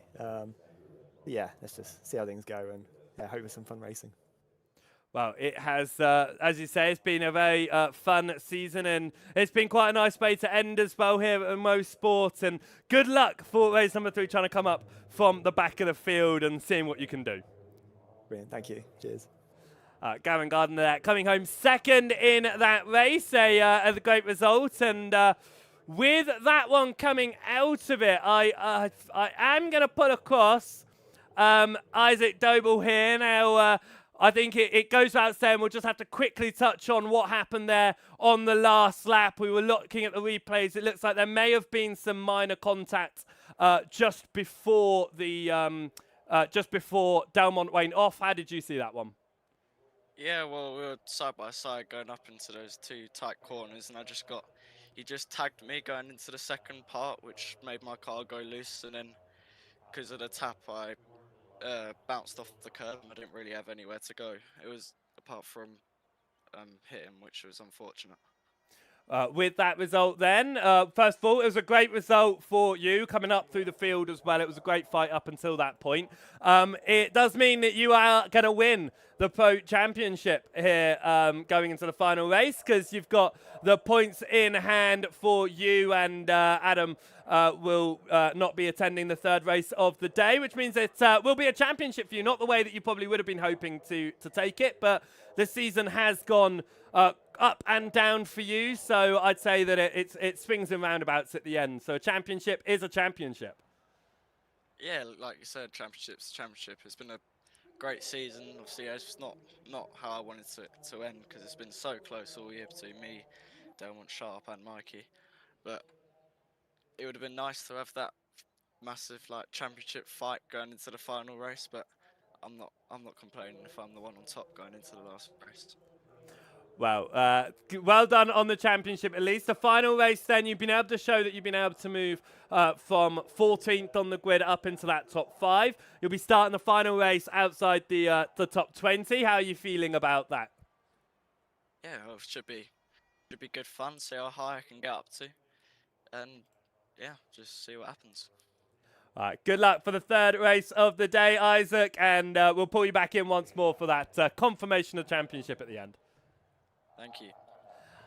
Isaac Doble there, coming home, finishing 4th in that one, and a driver who we are going to come and pull into the broadcasting booth here. We didn't get a word with him at the end of race number 1, but Alan, it's been a championship for you that has gone your way more often than not. You were heading into this evening with a great haul of points, and after the first race, you confirmed yourself as the Pro-Am champion. One of those ones I just kind of try to work hard at and try to do my best most of the time, and it seemed to have worked out this time. It certainly did. I mean, you took it in fantastic style as well in race 1. You took home the win. It was, it's not often you found yourself to the very front of the Pro-Am field, but your consistency has been there. So 4th time of asking for the win for you, and yeah, it's taken that championship. So congratulations on that one. As it means you've been able to relax in the other races and just have some fun. Well, I had a bit of a misfortune that last race. I missed my iRacing UI reset, and I couldn't find the the race, so I actually missed that race. Yeah, I saw you down a driver in that one, but I'm sure you've had a similar experience in the past. Well, we've had that from a few drivers. They've missed race number 2, but it does mean race number 3 here. You'll be starting from the very back, of course. But how confident do you feel you'll be able to make your way through up the order and show why you are the champion in that Pro-Am field? Well, put it this way, I will give it my best to see Wow. how far I can get. Can't wait to see how far you are able to get up, Alan. And well done on the championship, and good luck with the final race. Thank you very much. There we go, Alan McCain there. Not racing in the second race, but did win that first race, winning the Pro-Am Championship. We will be back in a short moment's time as we prepare for the final race of the day, the longest race of the day, of course, at which point we will get a touch in with the championship points as well, as we head into the final race of the season. So don't go anywhere, because yes, the championships have been wrapped up, but that does not mean the on-track battles are going to ease up in any way. We'll be back in a short moment's time, so don't go anywhere.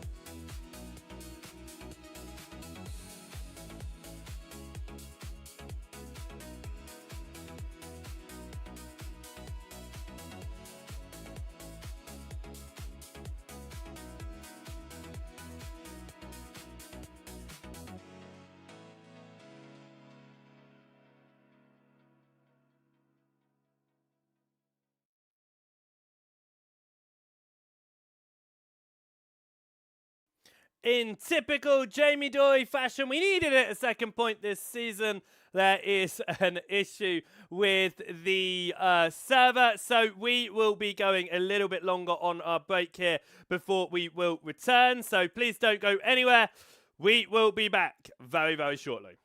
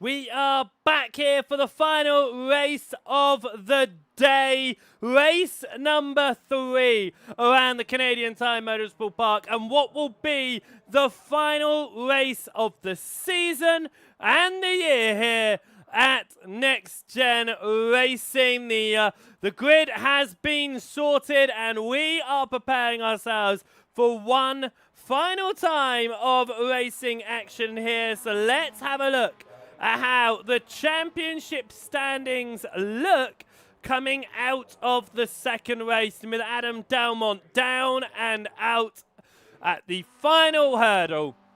Isaac Doble sits with 331 points to his name at the top of that championship, which means that if Adam Delmont does not return back onto the iRacing service, which I don't think he has not, it means that Isaac Doble will be our pro champion here. Just one more race left to confirm that for him, but it should be a nice, easy drive at the end of this to win the Pro Championship. Not the way that anyone wanted the championship to end, but Isaac Doble will be loving the fact that he will take that championship. Kieran Sharp could even potentially find himself inside the...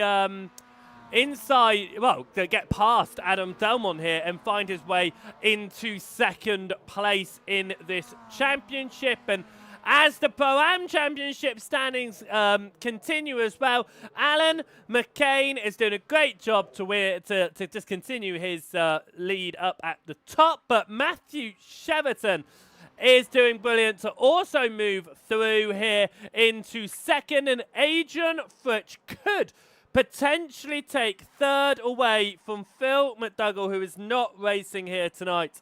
So it could potentially be a third place in the championship for Adrian Fritsch. At the end of this one, Alan McCain has only been down on one track. On one race tonight. That was race number 1, unable to make it for race 2, but he is back for race number 3, and we can put the blame on him as to why we weren't able to get the server up in time. Is because he was not in the grid order for this final race, of course, because he was not in race number 2. However, we are preparing ourselves once again for another race around the Canadian Tire Motorsport circuit, and it is going to be a very fun one. About 25 minutes of racing action here, longer than the previous 2 races, almost double the length of the previous 2 races, in fact. So we will be looking, potentially doing mathematics in my head very terribly, at about, I'm going to say 17 laps. Now, let's see how close I am. Do you want to go higher or lower? Let me know in chat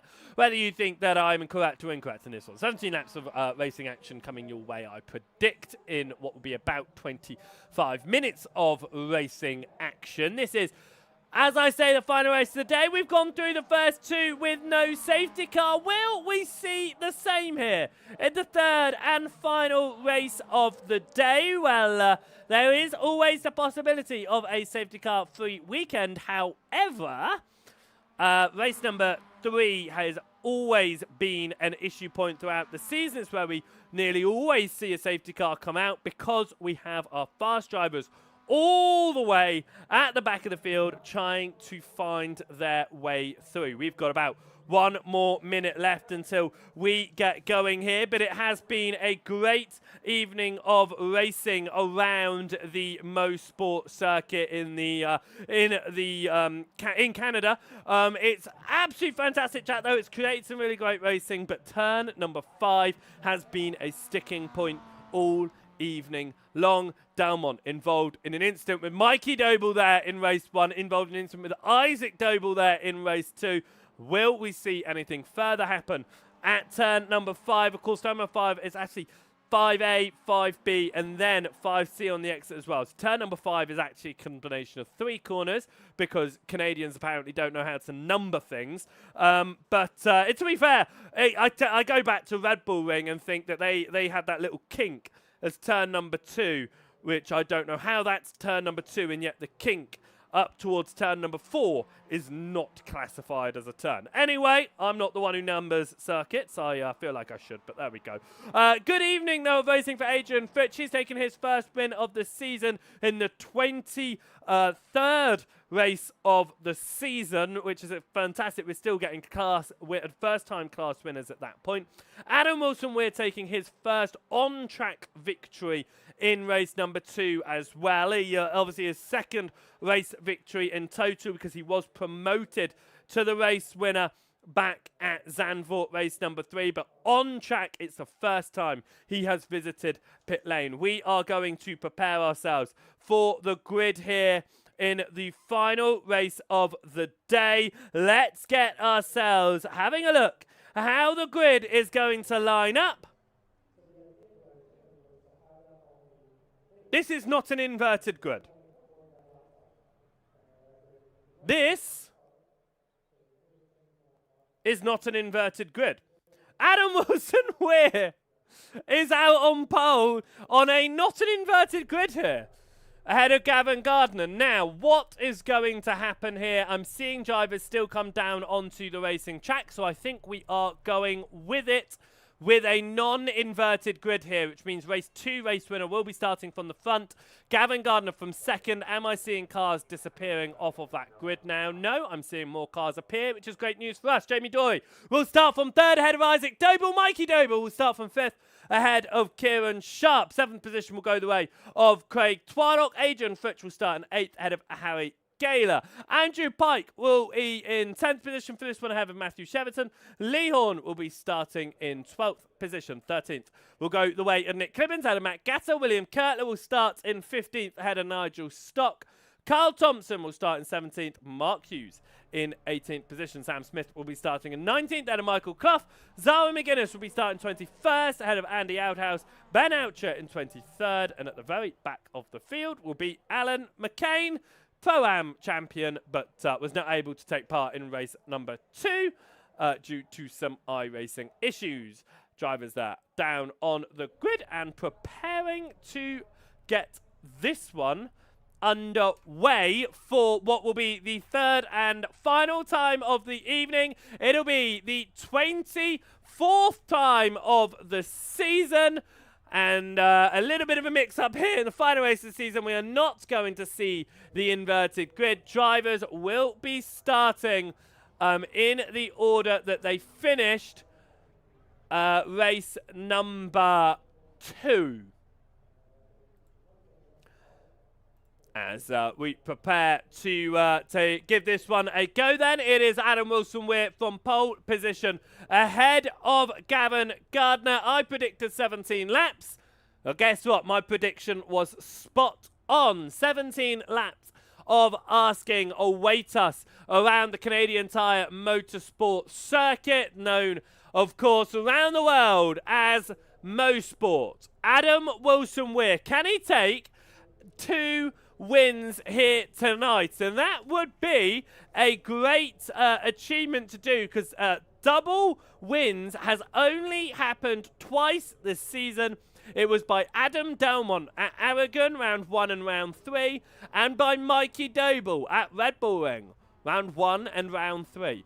Adam Wilson-Weir could take round 2 and round 3 here. Obviously, the benefit of no inverted grid here, but we prepare for 17 laps of racing action. For the final time this season, we are green and away here at MoSport. Up towards turn number 1, Adam Wilson-Weir leads the way ahead of Gavin Gardner. Jamie Dory in 4th position as they settle themselves at the very front. Behind, not so much. And around, we have a driver into the wall, and we had a driver off the circuit as well. Nigel Stock was the driver who visited off the circuit, and down and out of this one is Sam Smith, who went around at turn number 1. The leading drivers, though, all get them round the first corners without issues. The issues came further behind. Carl Thompson running side by side with William Kirtler here, looking for 15th position as we head up towards turn number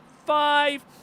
Zara McGuinness running around just ahead of Ben Oucher here, who did not have a great race number 2. McGuinness to the inside of Clough there, getting bumped from the rear of Outria, but we head on to the back straight then, and we are going to jump back up towards the front of this field because it is a train of drivers looking for the lead, and Gavin Gardner now looks for his first win of this season. We spoke to him at the end of race number 2. He was hoping to move up the order, of course, with the invert not happening. It means he was already up the order, and he's moved into the lead of the race. Jamie Dory and Adam Wilson-Weir now side by side. Isaac Doble behind. Doble will be looking to try and take his second win of the evening and win the championship on circuit at the front of the field, but it is side by side between Sharp and Doble, so he is not going to make it easy here, especially with the championship already going Doble's way.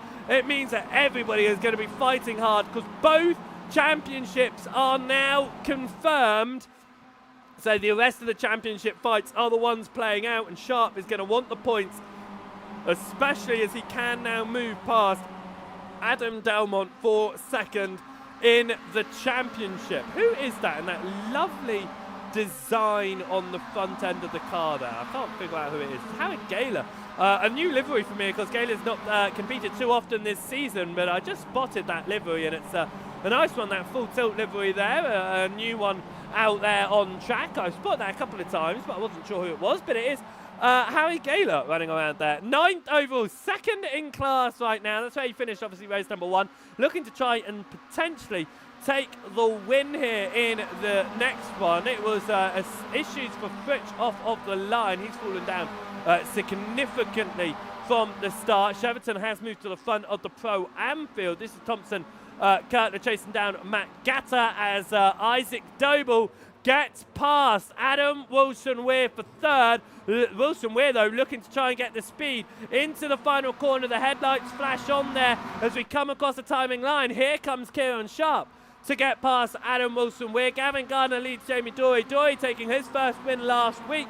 Can he go for his second, or is Gavin Gardner going to be able to take his first? Isaac Doble's up in third right now, and Mikey Doble's in that fight as well in sixth. Craig Twaddock going up his inside though, so it's down to 7th for Doble and up to 6th for Twaddock right now, as we've got 15 laps more to go. As we look at Twaddock potentially going to the inside of Wilson-Weir. Doesn't turn to anything there as Gardner runs extremely wide to turn number 3. It is side by side for the teammates. Jamie Dory and Gavin Gardner, and Jamie Dory moves into the lead here as Kieran Sharp looks to the outside of Isaac Doble in through turn 5. It's a slightly wider line there from Sharp to avoid contact. Wilson-Weir looking to try and get speed on the exit, but under attack here from Craig Twaddock as they run side by side behind the trees. Great camera angle as always.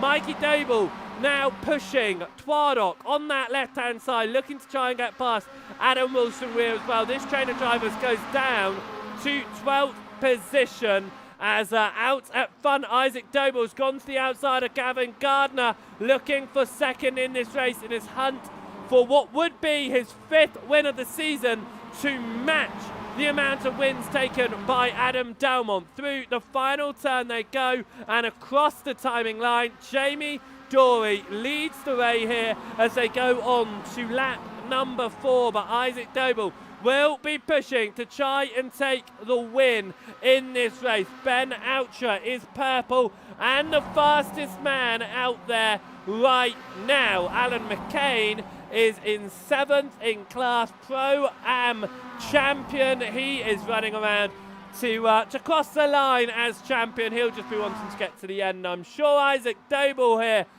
following behind Jamie Dory, still looking for potentially a different racing line to move for that lead, but what he has done is opened the door for Gavin Gardner. Gavin Gardner now a little bit slow, and to the inside goes Kieran Sharp. Sharp moves through for third, and Gavin Gardner, what could have been an overtaking attempt for second position, moves himself down to 4th position now behind Kieran Sharp, but he is pushing on hard, looking like he might try and make this move back through.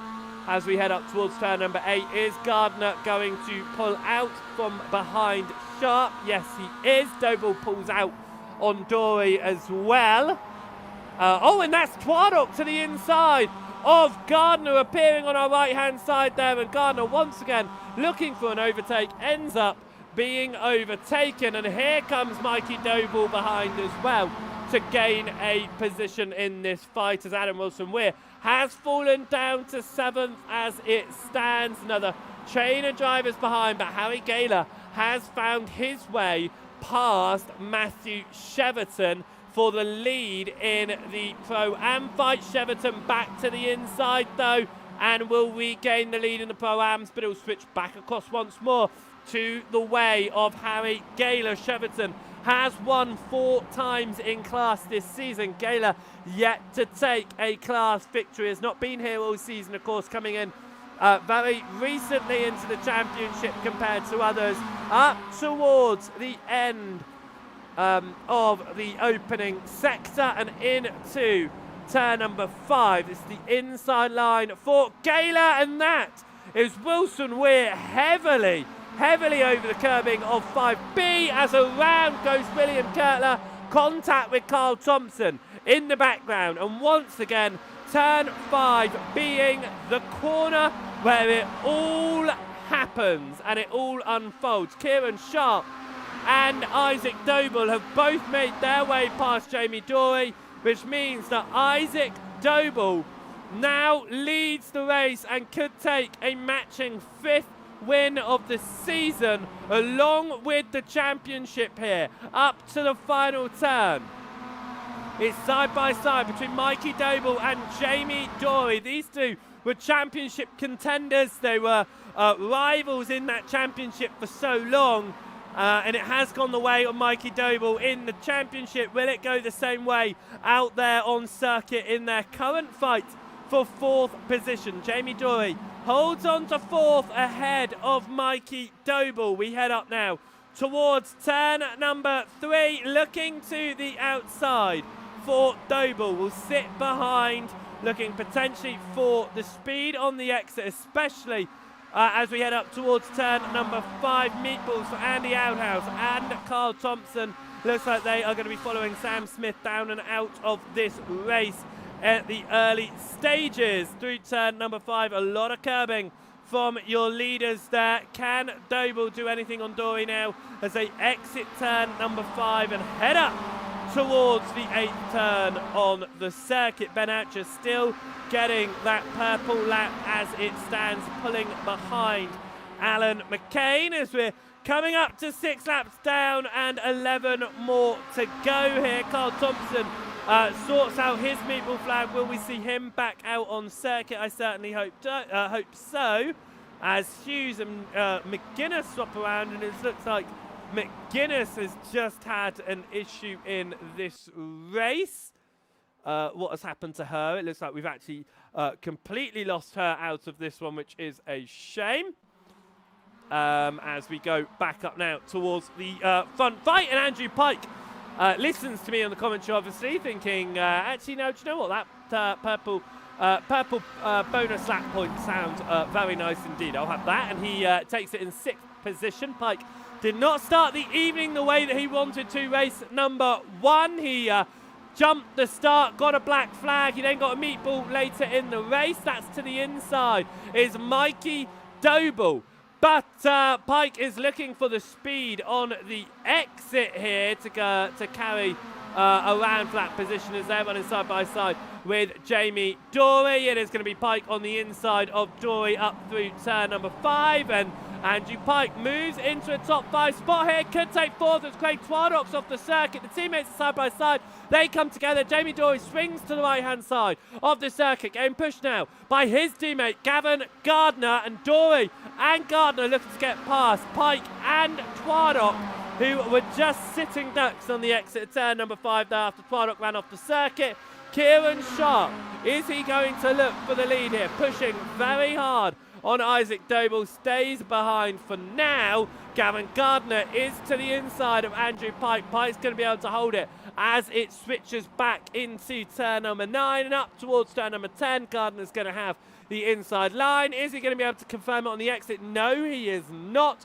Pike has got that speed there, looking for a top 5, and Twadok goes to the inside, and it's 3 wide. There's contact between Pike and Gardner. Somehow they all come out of that without incident, and Pike comes out in 5th, ahead of Gardner, ahead of Twadok, side by side behind between Lee Horn and Matthew Cheverton. That's great news for Harry Gaylor, who is wanting to take his first class win. Cheverton, though, holds the inside of Lee Horn here, and now returning fire on the attack on Harry Gaylor. Pushing behind is Clibbins, pushing Wilson Weir up towards turn number 5. Cheverton goes to the inside, and huge contact for the leaders of the Pro-Am field. Harry Gaylor comes out of it on top. Matthew Cheverton loses a huge amount of time with that one. Let's have another look at that. Cheverton goes to the inside really, really late. Huge amounts of contact there. Goes around at the end of it. Unfortunately for Gaylor, does not lose a significant amount of time, and Cheverton does not lose the class position either. He holds on to 2nd. Gaylor will now lead the class by 4 seconds, which means he should be able to take his first class win of the season. Jamie Dory, Mikey Doble side by side across the timing line and up towards turn number 1. It's to the inside for Jamie Dory, and he holds on now to 3rd position, but Mikey Doble is looking aggressive behind. Different racing lines as they head through turn number 2. They disappear once more behind the tree lines, and as they reappear coming through turn number 3, it is going to be an attack from Andrew Pike, looking to gain even more positions up the inside of Mikey Doble. It's now side by side between Pike and Doble up towards turn 5. Pike on the outside. If he can hold it, he'll switch back to the inside. He does hold it on that inside line, and Andrew Pike moves into 4th position on the race, looking for a podium. Pike took his first win of the season last time out at Buxton. He has shown speed here as he's been up near towards the front during race number 2. He was able to recover quite nicely, but race 1 obviously didn't go his way with the penalty off the line and the meatball flag. But Mikey Doble looking to regain 4th position now as they head into turn at number 8. That outside line carrying the speed as we swap across once more for turn 9 and up now towards the final turn on the circuit. And it is going to go the way of Pike for now, but Doble has tried to switch back on that exit, tried to find the speed. We're going to ride on board with Gavin Gardner, who is at the rear of this train of drivers now, as Gaylor's made his way past Lorne. Horn there as a big slide there for Gardner, and that was Twadok diving up the inside of Mikey Doble. Doble let him have it. He's got the speed on the exit. Doble and Sharp still running very close at the front. I think Sharp's waiting until the very end of this race to go for that lead. Still side by side between Mikey Doble and Craig Twadok here as they head down the hill through turn number 4 up to 5. Twadok's not going to be able to get the inside. Doble holds that inside line there. This is a great view to watch this fight going on. Riding on board with Gardner here, who sits in 7th. You can see that fight up to 4th. Pike with the purple lap right now, 1.4 seconds off of Jamie Dory as we come towards the end of the lap. Again, Sharp all over the rear end of Isaac Doble, not going to be able to make it. Twadok looks to the inside of Mikey Doble. Doble to the outside, trying to carry that speed. Twadok doing a great job carrying the speed on the inside here. We swap across for turn number 9. If Twadok can just keep the overlap here, not running out too wide. There's a slight nudge, but he's got the speed, and Gardner's back into it now and to the outside. Gardner moves past Twadok up towards turn number 1. Twadok's going to have the inside once more, regains that position. Doble not able to make the move on Andrew Pike as it stands, but all of these different racing lines continuing as we head around here in this fight for what is 4th position, being led by Andrew Pike. Twadok again looking to the inside for a moment on Mikey Doble. Wasn't quite close enough to pull that off, and he might have just opened the door to Gavin Gardner on the exit of 3. Gardner's almost got alongside. Not enough though as they go up in towards 5. It's 6.5 laps to go of the season here. Adam Wilson-Weir moves past Cheverton, gets up in to 10th position once more. And Gardner looking for the speed on the exit, but unfortunately for him, the toe is on the right-hand side of the circuit, benefiting Twadok here and not himself. Up towards turn 8 is Doble going to go for the move on Andrew Pike. It certainly looks like he is in the fight for 4th position. Andrew Pike side by side with Mikey Doble, and there's contact. And for a second time this evening, Mikey Doble is around. He will get it back straight. It doesn't look like a meatball flag. There, that is major damage though. It doesn't actually look like a meatball flag for Mikey Doble, but it is huge suspension damage. Let's see that one once more. In a fight for 4th position, Andrew Pike and Mikey Doble. Hopefully the trees disappear as we get up towards turn number 8. Here we go. What's happened? I think Doble might have actually just tried to cut that in a little bit too much on Pike. I think that's what's happened there. Is in Doble trying to go around the outside. I don't think Pike could have got any closer to the inside. Let's watch that once more. Riding on board here. We'll get rid of that so we can see a bit better. No, it's a slight wobble. But that being said, he's still as tight as he can possibly go.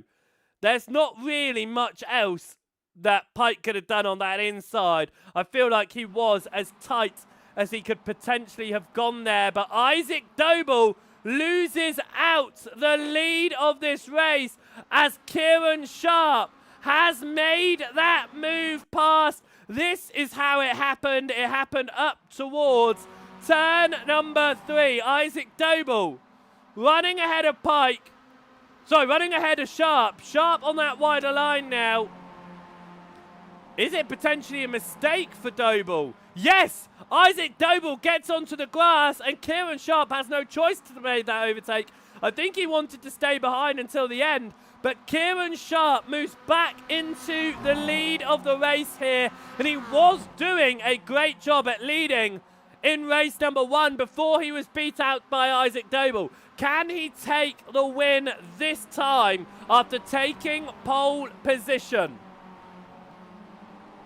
Adam Wilson-Weir currently chasing down Alan McCain. McCain is up to 11th position right now and 3rd in class. Could get 2nd in class in. Now remember, Alan McCain started from the very back of this field after not competing in race number 2. If he's able to recover, it's only 2.7 seconds up to Gaylor. If Gaylor has an issue, Alan McCain is going to get a podium here unless he falls down the order. But could he potentially even take a race victory in class from last on the grid? It is an interesting prospect as Doble gets back past Sharp, and is that part of the game that Sharp is playing? Of course, it looks like he does want to be behind Doble to the end because he hasn't been fighting Doble very much. It's a slide on the rear end, so it certainly wasn't giving him that position. There was contact as well, and that has invited Jamie Dory into the fray here. So what could have been a nice easy win for Doble and Sharp, they have now made it an extra fight with Dory being in there as well. Pike, Twadok and Gardner are following behind. They're only 2 seconds back here. They work together and the leading drivers fight. they could potentially find themselves in with an opportunity for the win. 4 laps to go. As Mark Hughes needs to visit pit lane. He's picked up a black flag in this race and will have to come down the pits to serve it. So his race will be done and over as well. 4 cars down and out in this one. Andy Outhouse himself is about a lap off of the race leader as well. 53 seconds off the next driver up, but he's still getting points there. Outhouse sitting in 9th in class, so it's nothing to back out of in this one. He'll be taking all the points that he can possibly get as we run up towards now turn number 8. 3 laps to go at the end of this one as Doble swings to the left, gets back to the right, Sharp to the outside, Dory now to the inside of Sharp. Sharp can't just sit behind Doble like he was before, but he drops behind Dory. Does he want to be at the rear of the train going on to the last lap of asking? Is he going to allow Doble and Dory to fight it out? We come across the timing line to go on to the 15th lap of asking here. 3 more laps to go as we come through turn number 1. Isaac Doble leads the way ahead of Jamie Dory. Kieran Sharp just behind in 3rd. Andrew Pike still the fastest man out there with that purple lap. He's 2 seconds back, being pushed by Craig Twardner. I combined it Twardock and Gardner's name by Craig Twardock and Gavin Gardner. It's not by Twardner. As they come through now turn number 3 as we head up towards the ever problematic turn 5. Lots of issues been going on here. It's where we saw Sharp and Doble come together with Sharp wobbling. It's where we've seen a number of incidents that have influenced the championship outcome occur during this evening's event. We come through turn number 5B and Dory slightly wide there, could potentially give an opportunity to Kieran Sharp. If these two fight, it will allow Isaac Doble to pull away at the front of this championship as Sharp is not going to push Dory up towards Doble here. They come up towards turn number 8 with Sharp on the outside, Dory on the inside line. They run side by side and Sharp is going to take second. Dory does not fight hard there. I think he knows that it'll just be allowing Doble to come away as Alan McCain is up to second in class as he's running side by side with Cheverton. Can he hold on to that right now? Yes, he does. Alan McCain from last on the grid, which would have been 13th in class. He's up to second in class, only 2.5 seconds behind. A class win here for Alan McCain. I mean, this is going to be a great result for him nonetheless to secure that championship, but it's been a great race for him. Cheverton, though, does not want him to have it that easily. Looks to the inside. A lot of curbing there from Adam Wilson-Weir. McCain back to the inside of Cheverton in this fight for second in class. Dory and Doble have swapped around as Sharp has moved into the lead of the race as well. This fight is continuing on with Adam Wilson-Weir on the outside up to turn 5. How's this going to play out?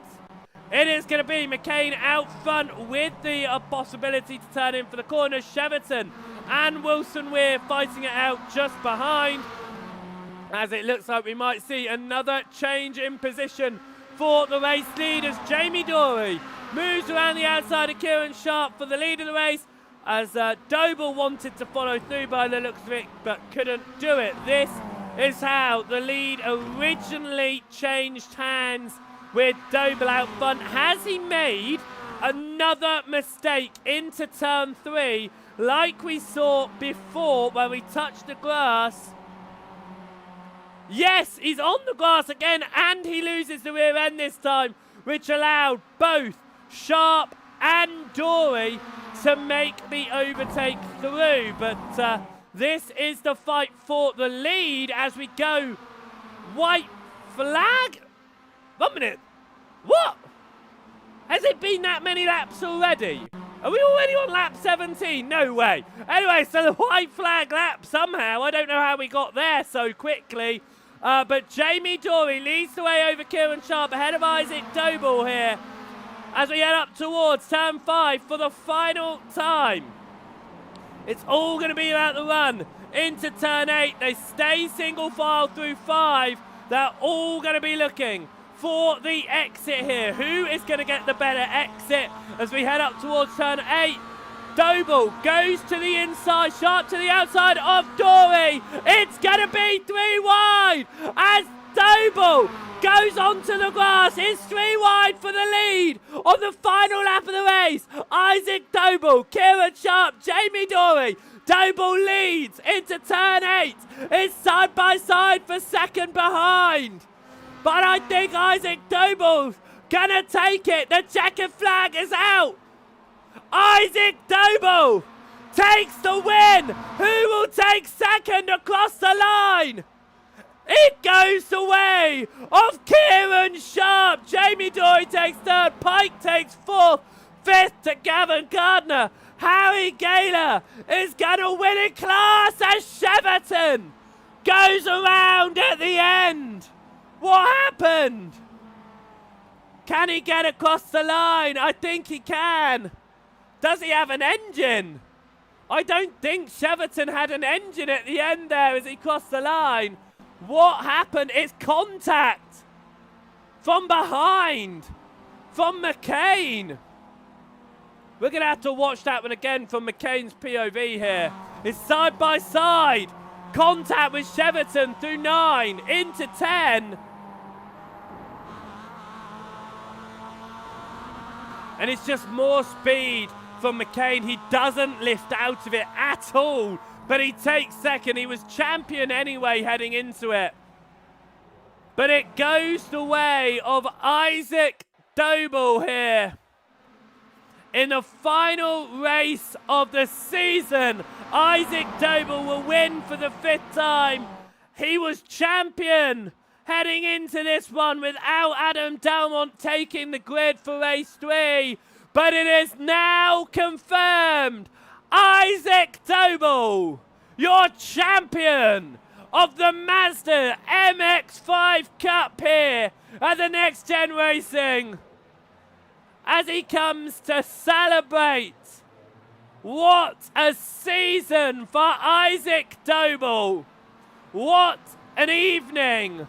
What a championship. Isaac Doble is your pro champion. Alan McCain there is your pro-am champion.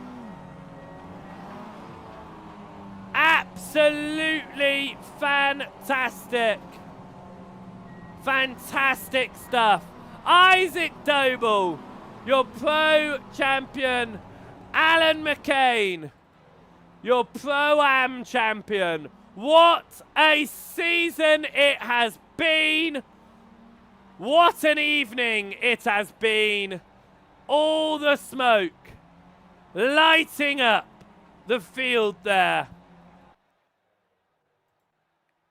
Absolutely brilliant, brilliant stuff. It's been amazing racing all season long, and there is no way that anything can get as interesting as these Mazda MX-5s. But we're going to give it a go, because next season, alongside your main TCRs, alongside your GT3s, we're going to see the Ford legends head out for another season of competition here at Next Gen Racing.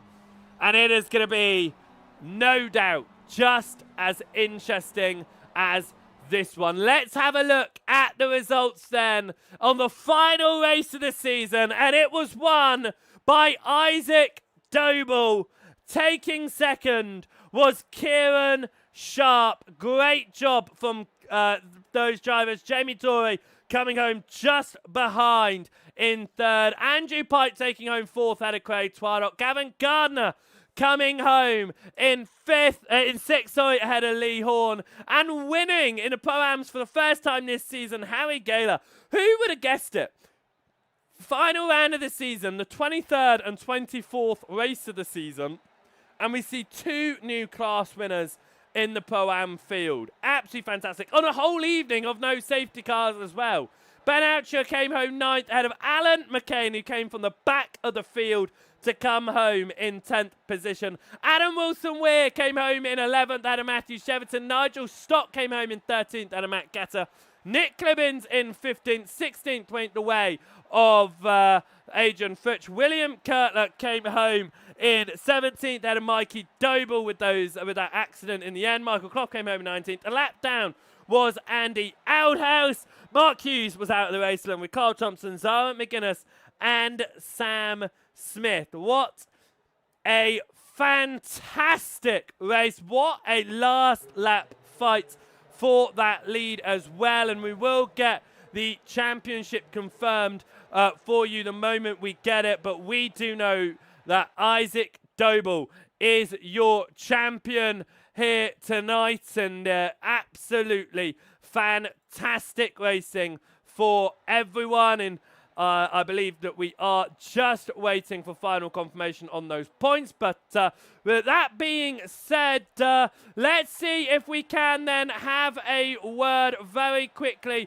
with our champion in the pro class. We knew it before we went into the final round, but I mean, to take it with a race win, and what a fight that was, Isaac. You are the pro champion.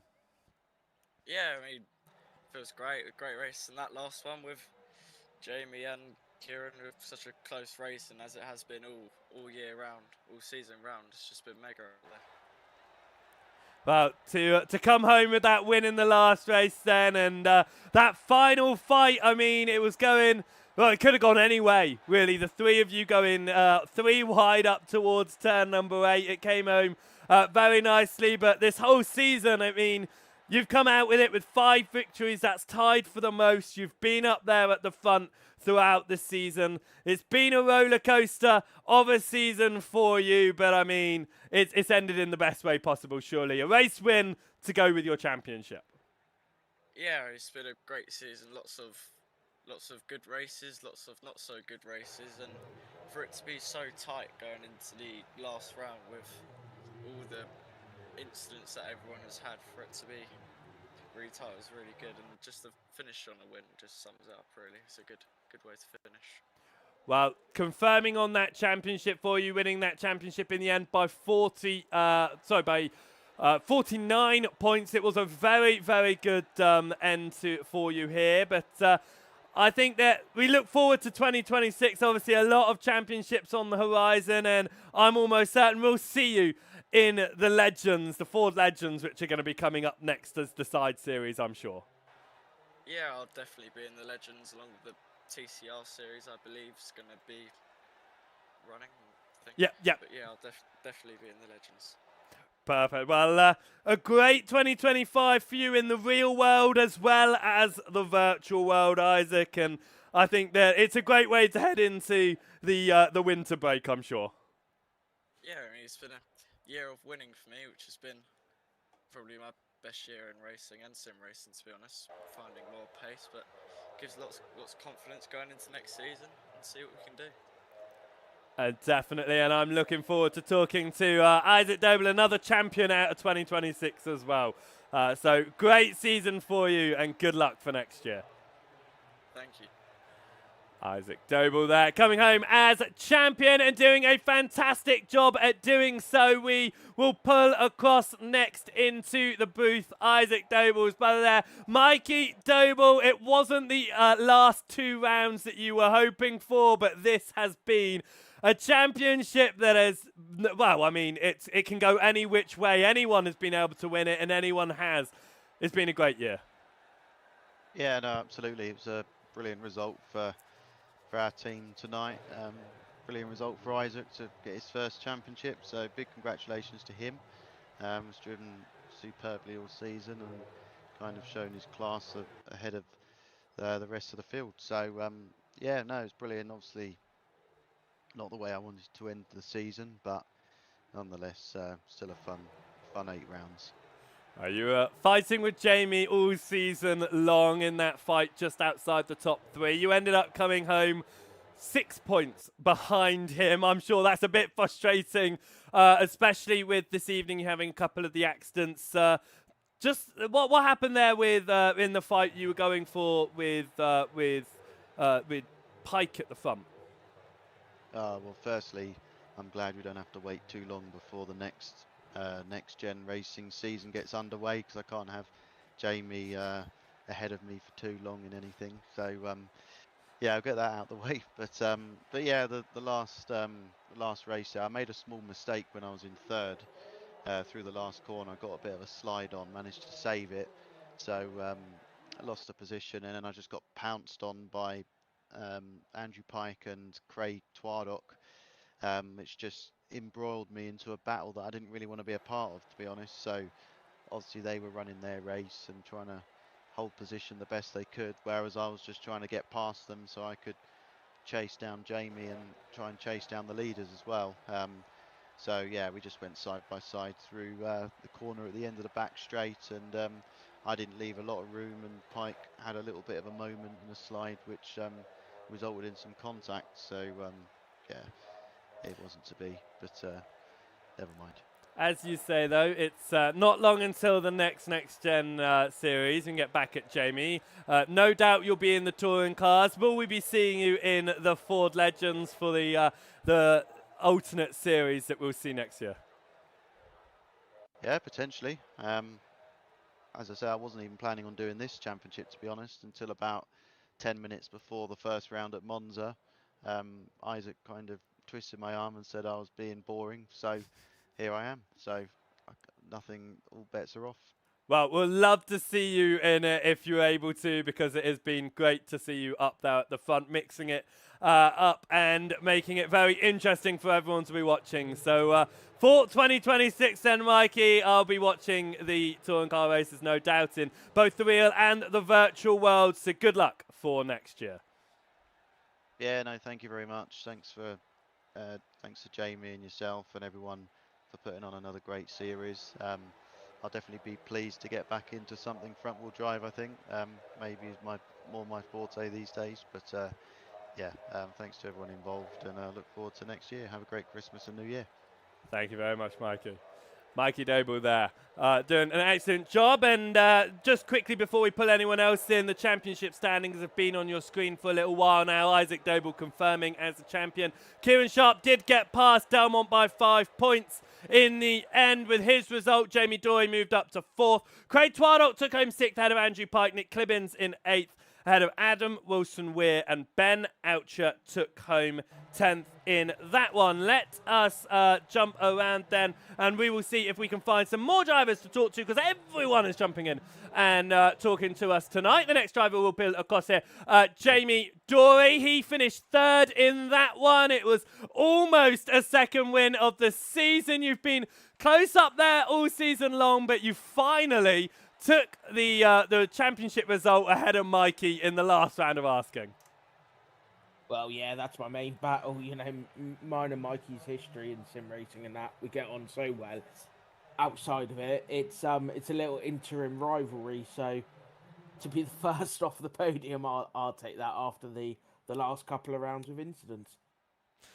And that final race then, the final lap in particular, I don't think you could have played it any better to finish this season off. It was 3 wide up towards those final turns. Yeah, I knew being in the lead, I was in a bit of a predicament. And it's one of those that, you know, if the shoe was on the other foot, I would much rather have been further back. But you've got to take your chances when they come, and there was a chance, so I thought I may have been able to. I was hoping they were going to squabble and I could have blocked one, as I tried to do with Isaac, but as soon as I went 3 wide, I've got to give him the racing room, and he snuck through on the inside, and it just slowed us down through the final section to not be able to quite get Kieran. But you know, that's what these cars are about: close racing, exciting racing, and bumper to bumper stuff with temps going across the line. As you say, it's been an up and down season, this one, as we end 2025. Looking forward to 2026 then. We've obviously got the touring cars coming back. We've got the legends coming our way as well. Do you feel like you're going to be able to be up at the front again, fighting it out for some championships? Yeah, well, I hope so. Obviously, the touring cars is a bit of a staple, but we've got the legends returning that at the end of last season were mega. Obviously, yourself commentating on them.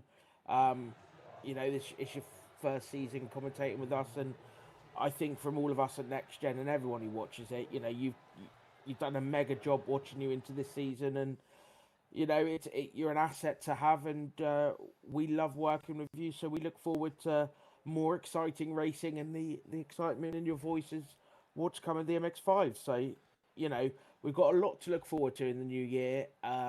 Always continuing to grow.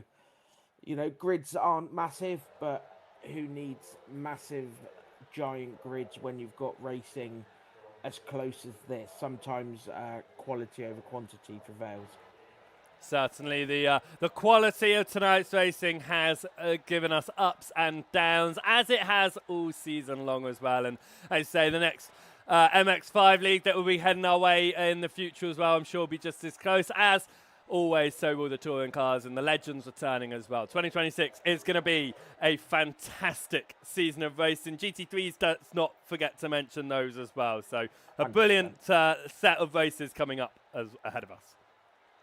Yeah, exactly. That we've always got things rolling. We've always got things working in the background, and every year. I mean, this is our 17th, going on 18th year as a sim group, NXTGEN. So we know how to run things, so to speak, and we know how to try and get the best out of what iRacing gives us. So yeah, let's roll on 26, shall we say?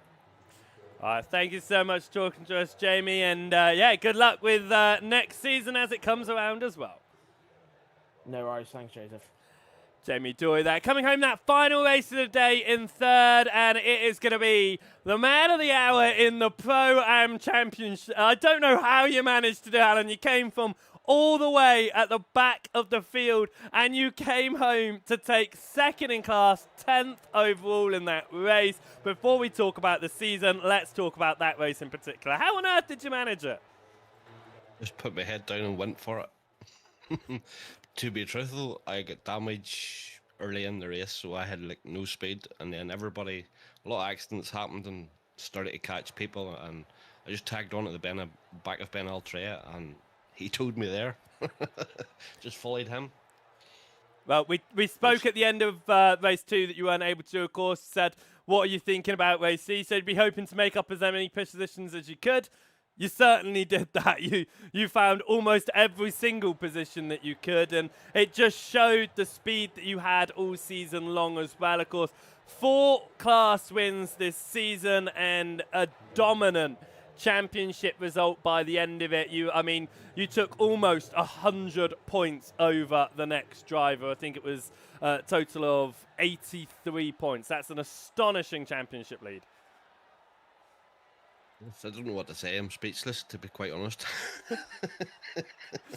It generally has been a really good season for you. I mean, the consistent results as well. You look at the amount of points you were scoring each week, and the lowest amount of points you scored was all the way back at Zandvoort, round 20. But most weeks you were scoring almost 50 points every single time you went out there. So the consistency, that's what really you were showing this season, and you've had a really good season with that. Yeah, the consistency has improved quite a bit. For the one reason of being, I wouldn't practice as often as I should, but I've been practicing more than I was, which has helped. Plus, this season, I've had no hardware failures, which was my biggest problem. I have hardware glitches in the last few seasons, so that's in a lot of the other leagues, and that's what's put me away down the table then. But for now, everything's hunky-dory. I'm happy. I will go and celebrate this. Well, I'm going to let you go off and celebrate. Before I do, 2026 round the corner. Lots of leagues obviously on the horizon. I'll be back for the Legends next season. Will we see you taking part in that fun series between the touring cars? Yeah, quite possibly, yeah. Oh, it was lovely to see you there because you have been an absolute amazing driver to have out there creating great racing for us on the broadcasts. Thank you.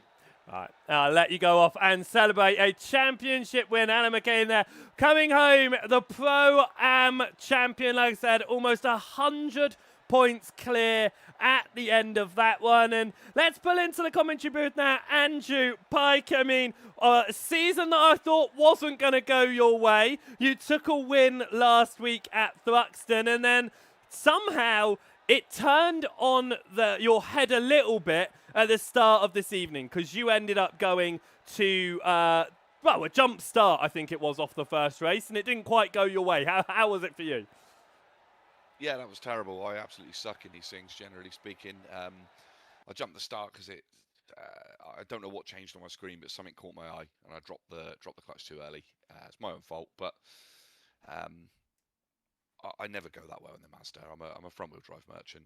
Anyone that watches the touring car stuff on here will see that I'm far better in those than these. So it was nice picking my way back through in the second and the third ones, but I didn't exactly cover myself in glory at the start of race one. But I mean, I was mostly there in qualifying to tow Sharpie around and try and get him to the front of the grid, which worked. Me and Craig pulled that out the bag for him, got him a good lap, and then I started a long way back as a result. But yeah, the jump start wasn't fantastic, was it?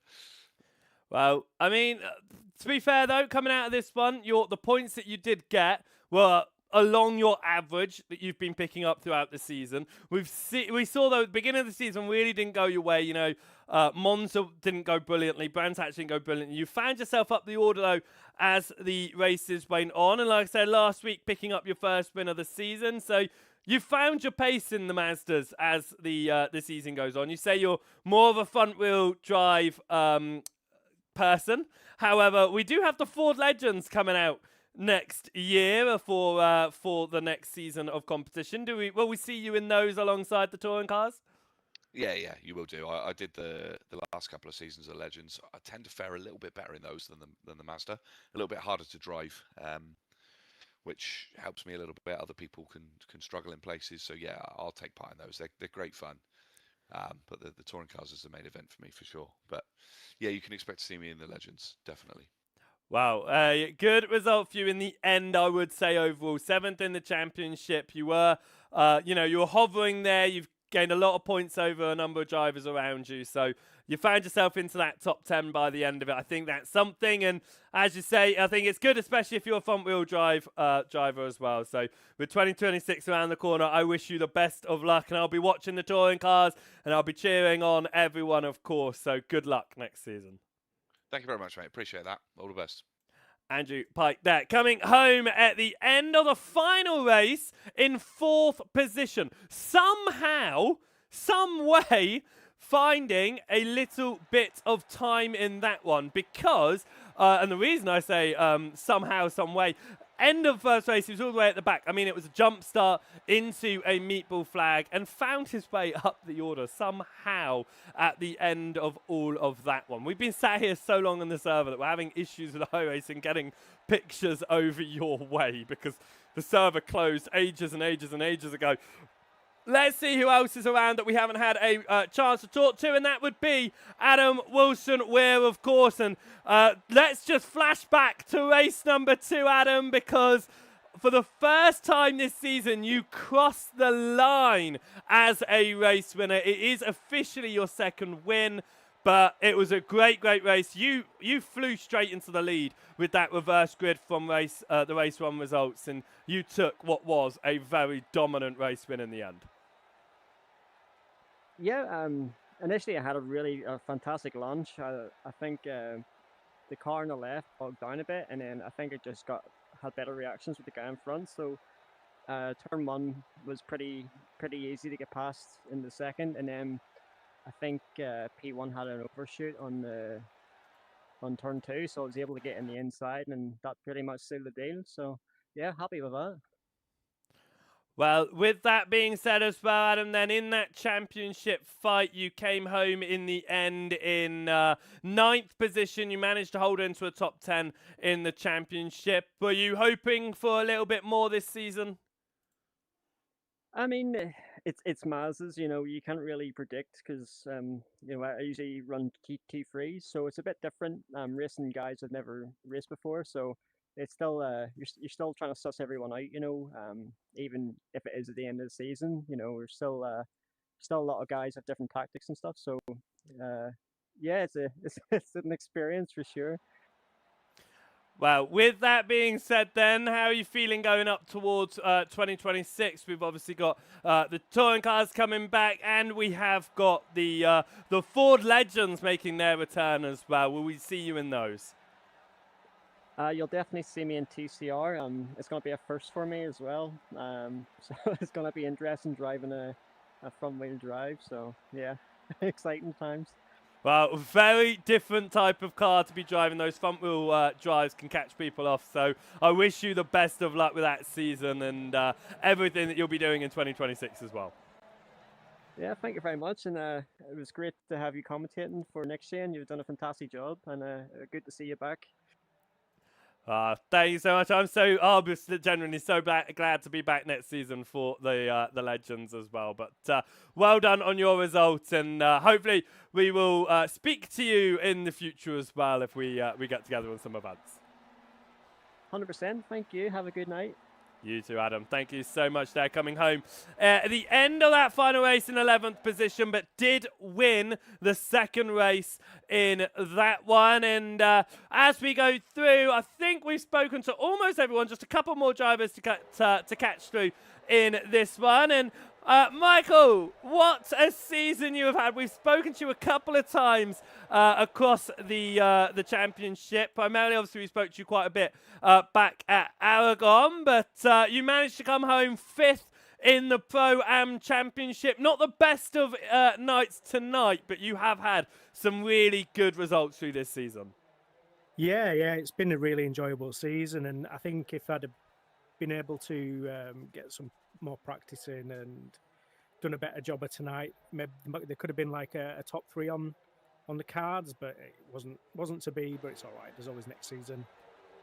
Certainly, always next season. And talking about the next things that are coming up, 2026, of course, we'll have the touring cars back. We'll be seeing the return of the Legends. We'll be seeing you out on track for those. Touring cars, yeah, I'm sure you will. I'm not too sure about the Legends. Yeah, I don't know if I'd better commit to both, but yeah, you'll certainly see me back. Well, that'd be great. Glad to see you back on track for NXTGEN next season, though, and it'll be nice to see the what could be potentially, as you said, not the best of results on all of the weeks this season, and it just means that you can step up your game for the next one, see what you can to do with it, and hopefully we'll be talking to you as potentially in a top 5 in a championship, and maybe that top 3, the elusive champion as well. So 2026, let's see if it can go your way. Fingers crossed. Yeah, I mean, I'll try not to miss any rounds. I think that's probably that probably put a bit of a dent in my charge, missing the first round. But I'm really pleased to just get back to where I did, considering just keep on keeping on and just getting faster. Definitely. As you keep on getting down onto the track, you'll always find that speed. So good luck for 2026 and everything that you do, and hopefully you'll find yourself closer to that fun with every season that you do. Thanks, Joe. Cheers for everything for this season as well. It's been fantastic watching you back. Awesome. Thank you so much, Michael, there, coming home in that final race. 19th overall, 8th in class. And the man that we will catch on the end, he was getting involved in a number of those fights. He was really getting himself involved in a couple of the fights towards the front in that one. Lee Horn, you were a man that was getting yourself properly involved in the end, and for someone who was outside the top 10 in the championship, you knew how to make it interesting at the front. Oh yeah, I'm a wily old cat these days. I've been sim racing for so long now. at 51 years old and sim racing from about 20. I don't know. So yeah, a long time. Yeah, enjoyed that a lot. I decided I was going to be as involved as I could. I was trying to make the top 10. Unfortunately, that was a little bit of a stretch with some of my not so high scoring rounds in the early stages of the season or throughout the season. So yeah, I was willing to get stuck in there in a respectful way, but to have some fun, and I sure did. That was great. It was great. And you say that it was a bit of a stretch. You came only 5 points short of a top 10 in the end. You're only a point behind 11th. So you certainly did have a strong weekend. It was the second strongest weekend of the season here. But as you say, it's been a bit of an up and down season as we've gone on. It's been a bit of a roller coaster. So how are you feeling about 2026? You know, you've got lots of championships on the horizon. Yeah, no, I love sim racing. It's a break away from the everyday life. I've never been able to afford real motorsport, so I'll watch that and do this. This is the closest thing you can get you to it. So, yeah, 2026. We've got Legends coming up soon, which is another fun, not as serious as the touring cars, but I still sort of want to always be competitive. So there's an element of seriousness about any league, of course. But yeah, the Legends coming up soon, and then this not long after, towards the end of January, we've got the NXTGEN starting again, which I've been in every season so far with NextGen, and started in the lower ranks, not very good, and have managed to sort of bring myself up to around the top 10 area across the seasons. And so yeah, very much looking forward to getting stuck into that again in the new year. Definitely is. Every time you get on the track, as you say, you start down, you might not be the fastest, but you can move your way up that order. So 2026, you got the touring cars, you got the Legends, as you say. It is going to be a fantastic year once more at NextGen. So good luck for your 2026 campaign. Thank you very much, Joe, and thanks very much for your broadcast as well. It's been very entertaining, nice to watch back, and yeah, hopefully we'll see you doing some more for us soon. Thank you very much, Lee. Right, that was everyone that got out into the interview waiting room to have a word with us. It has been a fantastic season of competition. I mean, as they kept on coming up on there, it was my first time broadcasting for NextGen that we've come here for the Mazda Cup, and it has been absolutely fantastic to step into the commentary booth and bring all of the amazing broadcasts your direction. And I'm so privileged to have been here and covered such an amazing event. Well done to our two champions, of course, Pro-Am champion Alan McCain, Pro champion Isaac Doble, and I look forward to 2026. We talked about a couple of championships coming your way, very early doors into 2026. We'll see the return of the NXTCC. We'll see the return of the Ford Legends. Not long after, we'll see the GT3s back again, talking about the Mazdas coming back towards the back end of next year as well, just like this one. So it is going to be a fantastic year once again at NextGen. So even though this is the final broadcast of the year, the final event of the year, it is not done and dusted. So if you're over on that Facebook page, hit the follow button, hit the like on the stream, and share it with your friends, your family, get them involved in watching these broadcasts. If you're over on the YouTube, hit that subscribe button, make sure you're notified when NextGen go live for all of the different leagues that are broadcast over there. Hit the like button on this stream too to show how much you are supporting the Mazdas and you want to see them return next year. If you're watching over on the Twitch page, well, hit that follow button. There's lots that go live over there throughout every single week, at least 4 or 5 streams a week. So make sure you're hitting the follow button there so you're notified when we go live for BeehiveBillBroadcasting. But this is it here at NextGen Racing for the year. I'm gutted that it's over. I mean, I'm so glad that the championships come to a conclusion. We've had such a thrilling end, but I'm so gutted it's over as well. So I am just waiting, looking forward towards 2026. I'm looking at the wall calendar of all the events that are coming up, and I cannot wait. So from here at NextGen Racing, from me at Beehive Bill Broadcasting, I hope you have a fantastic holiday and enjoy your celebrations. You enjoy the new year, and we come into 2026 for the NXTCC and the Ford Legends kicking off straight away as soon as the year begins. It is going to be brilliant. So, thank you so much for watching this extended broadcast tonight as we caught up with loads of drivers at the end and we checked out on the championship standings as well throughout. It has been an absolute privilege, as I say, to bring these events to you, and I cannot wait to see what's in store for 2026. Thank you so much for watching. I will catch you next time. So from here at Next Gen Racing, from me, BeehiveBillBroadcasting, we will see you next time. Thank you very much for watching. Goodbye.